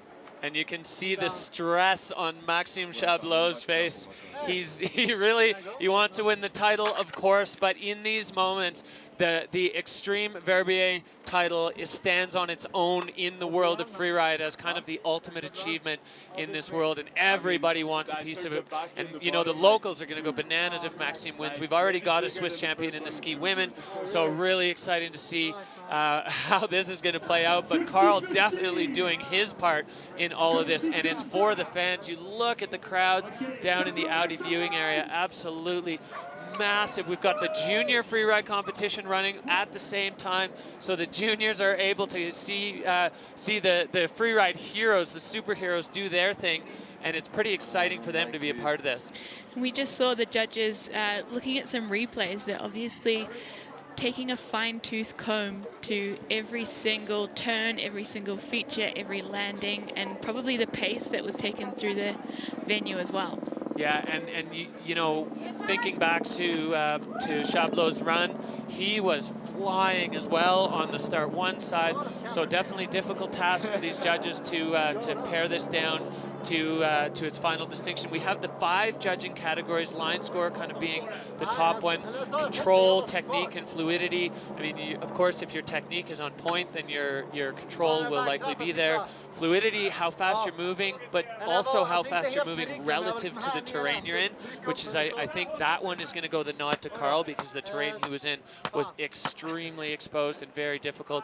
And then air and style, and both of these riders have huge elements of air and style in their runs. So, you know, the judges trying to apply those categories to each one of the runs and see which one is going to come out on top. Either way, both of these men are absolute champions in their field. So here we go. The numbers dropping. A 91.33 for Carl Ragnar Eriksson, which is going to put him into 3rd place. That also is going to mean that with the numbers and the way Maxime just needed to be 1st or 2nd in order to win the title. He knows it. The Freeride World Tour title is going to be going home with Maxime Chablot. He has done the math, and he is just drinking it in. Our new FWT World Champ 2022. The rookie, the Swiss rookie, doing it on home soil here. Now, it's not a given yet that he is going to be the Extreme Verbier champion. There is another man who can have a say in that. You can have a look here from the start gate down onto the viewing area. It is absolutely heaving in Verbier right now. And Maxime Chablot. Hey, Mara, hope you get better, man. Respect for sending. A lot of love for Amar out there. Yeah, absolutely. He is a fan favorite, but he is also a rider favorite. I mean, just having him in the room anytime is so incredible, especially for these younger riders who have looked up to this guy for so long, and they just know the things that he's done and that he continues to do and what he's capable of. So big hugs there for the world champion, Maxime Chablot, the rookie coming storming into the scene here on the Freeride World Tour. He was the junior Freeride World Champion, and now he has backed that up with a Freeride World Tour title. Incredible moments there. But we are not done. Abel Moga, another rookie on the tour who has made a big splash this year. He came out firing in the first event and put himself straight onto the podium in 2nd place. And now the young Spanish rider getting set for his very first lap down the Bec des Roses, dropping at a start number 2. This is the last run on the Freeride World Tour for 2022. Abel Moga is on course. And he was excited to close it out for us today. I'm sure he has got something special lined up for us. He found an alternate entrance into there with a huge 360, and Abel Moga clean, absolutely pinned. This section, you can't overstate how steep and gnarly it is, and to do a 360 cross court like that at flying speed, and now into this extremely technical middle section. It's a big backflip, bit of a backslap, but he's riding out with pace, looking wild but strong. Wow, and then just pinned off that lower one, catching the transition, and Abel Moga now just shedding a little bit of speed before he comes into the Sun Cup section. No, with a front flip at the bottom. Oh, and a tumble. Abel Moga, the ultimate showman there. I thought his run was done, but he managed to put it across, and he is just... This one is for the fans. I think for his buddy Amar as well. He will be proud to put that run down. Not to his feet, but putting on a good show for the fans. Well, just a blasting run from top to bottom, and that will be, at least in some aspect, a tribute to his mentor, Amar Navarro, who just, wow, I mean, Abel Moga had the run in his pocket, huge airs, big 360s, as you said, a couple wild moments, and just to punt a Superman front flip off the bottom. So that first 360, trying to slow down his rotation with a bit of a spready there. Massive backy. Slightly over-rotated, but just brings it back. You can see his feet just getting bounced and then just laying the Superman out. Coming out of it a little over rotation. He was almost already into the somersaults before his feet touched down. But that was a massive send for, for free ride and for Amar Navarro. Unbelievable tribute there from Abel Moga. No score, as he did lose, well, everything. But won hearts and minds. Yeah, winning the hearts and minds of the freeride fans. And this guy, what a rookie. What a great start. The rookie class hugging it out at the bottom of the Bec des Roses. Oh my God. Fucking sent it to the flat. Oh, fuck. Yeah, dude. Oh, man.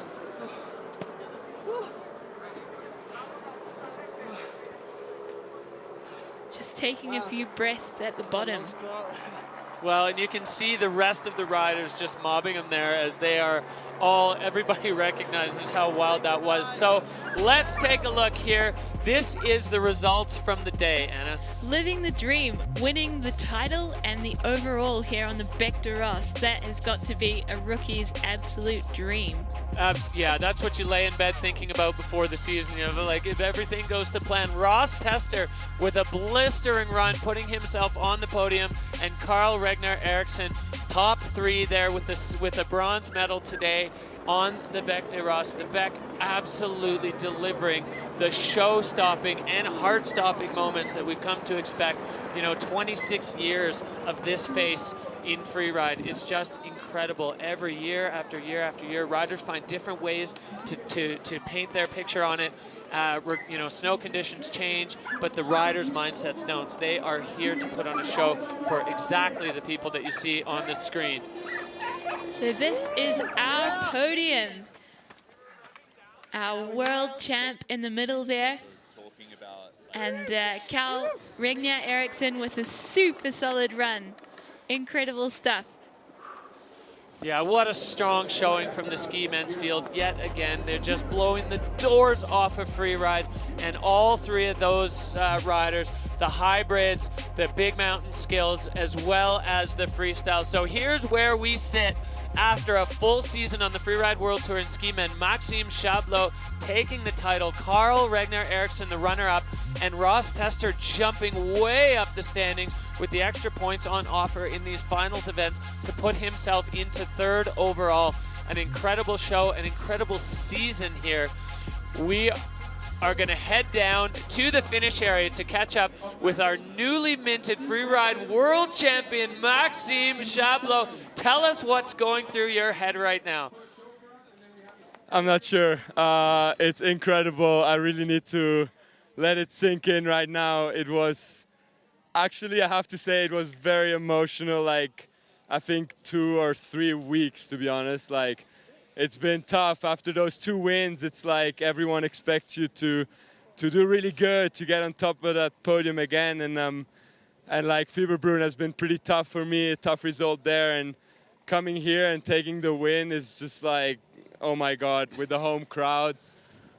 Insane, so great. Insane. And you've really shown your mettle in this seriously huge venue. How difficult was it for you to stay mentally strong in the start gate over all that exposure? Oh my God, it was so difficult. I kind of played the card of Andorra. In Andorra, I was really terrified in the start because it was pretty exposed.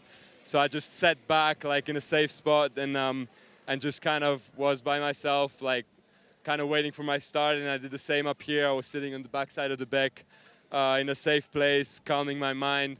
And then standing in the start gate, I was really, really nervous. My knees were shaking. I had the ball dropping in my stomach, and just as I dropped, I felt the snow was really, really much better than expected. So Lolo wasn't joking on that this time, and yeah, it was just incredible. Managed to lace my run, and I'm super happy. Maxime, congratulations on winning the title, on winning the Extreme Verbier, and doing it at home in Switzerland. Incredible feat for the young Swiss rookie. Thank and you a so much. Huge congratulations. Thanks to everyone, all the sponsors, everyone who supported me. I'm so grateful and I'm so happy, and thanks to the crowd as well. Thanks for watching. Well, there we have it, the Extreme Verbier once again providing the goods and providing the show-stopping moments that we have come to expect from this place, and the crowd absolutely firing. I think, Anna, it's safe to say Verbier is back. Check out Maxime's run. So dropping in from start 1, he took this really creative entry and exit on that mandatory air. Big left side 3 there, and so clean, and immediately onto edge. You know, you see the skill there, edge to edge, off the 360, and then the long floaty backflip, his left ski kind of kicking up, but just handling it. So athletic there for Chablot. So we knew he had this deep bag of tricks, but to really put them to the test in this big venue was amazing to see. Yeah, what a time there for Maxime Chablot. And we are just so grateful to Verbier and to the Freeride World Tour for this show.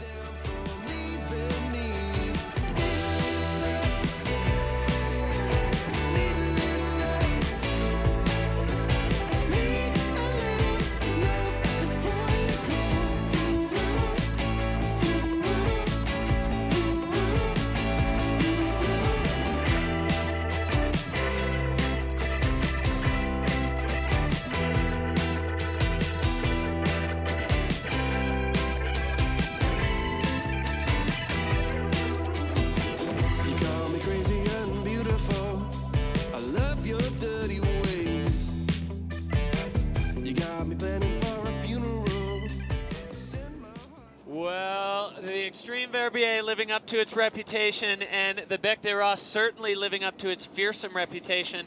We saw some scary moments and we saw some exciting moments out there. Anna, how are you feeling right now at the end of this? I think I'm going to be exhausted. It's been an emotional roller coaster. We've seen some incredible runs, and mad respect to those guys dropping at the end of the category after our on-hold situation. The mental fortitude to be able to put down those runs was incredible. So we are going to head down into the finish area where we have Neil Williman and Xavier Delarue waiting for us to just wrap things up on the day here that we had in Verbier. We are on air. Here we are. Debrief the competition. We're going to talk about how we've just had Maxime Chablot winning the title and the Bec des Roses as a rookie. But first, we want to say that Ayman Navarro is in hospital with our medical team, and it seems like he's going to be okay. Vital organs are all right. He's conscious. He's got a shoulder injury, but he's going to be okay. We're really, really happy to hear that. But let's have a talk about Maxime Chablot. He's had an incredible season as a rookie. Got anything to say about that, Zev? Oh, yeah, thank you. I think it's been the season of rookies, really. I think we see that the World Tour is changing. Like Max Baum entering the season with this double backflip, and then Max like being so consistent. You can see that those young guys have been learning freeriding from a young age. They're coming with new skills, and they put all that together at this age. It's pretty unbelievable. Max is only 20, winning his World Tour. That's spectacular. Yeah, it's amazing to see them doing it at that age, and I think that a big part of the reason why that is now happening is because they've been competing for as long as most people had when we were competing and you started in your 20s. You know, the juniors were like, what are they, under 14s now, and they're starting to compete, so he's already had 8 years of competition, right? He's got that mindset, he's got that approach. He's also a kite surfer, and he's been competing in kite surfing between the other stops and now. What about that? He's actually world champion in kite surfing, so that's quite unbelievable. And it shows how much like combining two different disciplines like kind of fuels the whole machine.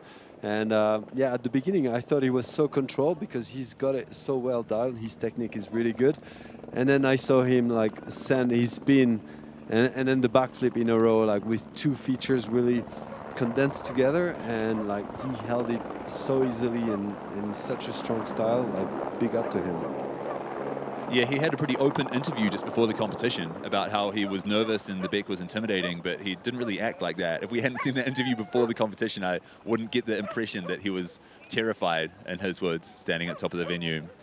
Another world champ that we have crowned today, although not in the winning the Beck and winning the title style, is Jess Hodder. She has had an incredible season of both wins and crashes. Some of the biggest crashes we've seen all season from Jess. Big one today, big one in Fieberbrunn. The difference was in Fieberbrunn that she also won with her other run in the 2-run format. So Jess Hodder, not a rookie, but still feels like she's quite new on the tour, although she's got a few podiums behind her now. And I think the first Kiwi woman or did Janina Kuzma win? Let's have a memory test.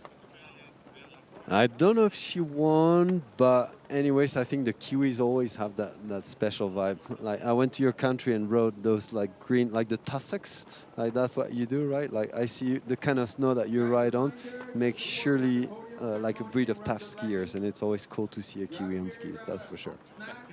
Jess Hodder, out of the Ruapehu originally, out of North Island, but ski patroller now at Triple Cone. Triple Cone ski patroller who skis a lot of tussock, good tussock skiing at Triple Cone. And like she said in an interview just before the competition run, went to Japan, skied with some people that convinced her that she should have a go at competing. And then now she's a world champion here in the Beck, which must feel a little bit weird, crashing super hard and then coming down to the bottom and being crowned world champion. Yeah, I think freeriding is a strange sport in that way. You know, like you don't necessarily need to follow a super structured way, like into like training and stuff. Like you need to spend time in the mountain. You need to understand and feel the mountain. So all those guys that dedicated their life to it, eventually they become really good, and it's really cool. I think it makes a win even more beautiful because it comes from a true passion of skiing. So big up to Jess. Congratulations, Jess. Really amazing to see you take home the title. And very humble way as well, talking about how she's still so excited to be here with these people and so flattered to be traveling the world and be part of the world tour. So amazing to have Jess. Something else that I'd like to say is Hedvig Wessel is amazing. She has changed the sport of women's freeride in my eyes, especially her run in Andorra at the start of last season with that huge backflip that changed the perception of what was possible on the day for every category. And she's now been second 3 years in a row. Last year by the narrowest possible margin. 20 points out of thousands of points must be a pretty hard pill to swallow. And Hedvig Wessel putting down a sick run today as well, and then moving on to take second again, showing she's obviously one of the best in the world. And how do you think it must feel for her to take home second 3 years in a row overall? Well, she's Nordic, and the Nordics have got such a resilience, I think. Like, we've seen it. Rainey is the best example of it. Christopher Turtle is also from that breed. So I think we'll see her for many, many years, and she will win more titles, that's for sure, because she's a beast. She certainly has the determination, and we're looking forward to having her back on the tour next year. Another World Tour winner today, Tiffany Peretan, another rookie, and also out of France, French snowboarders. What is it about them?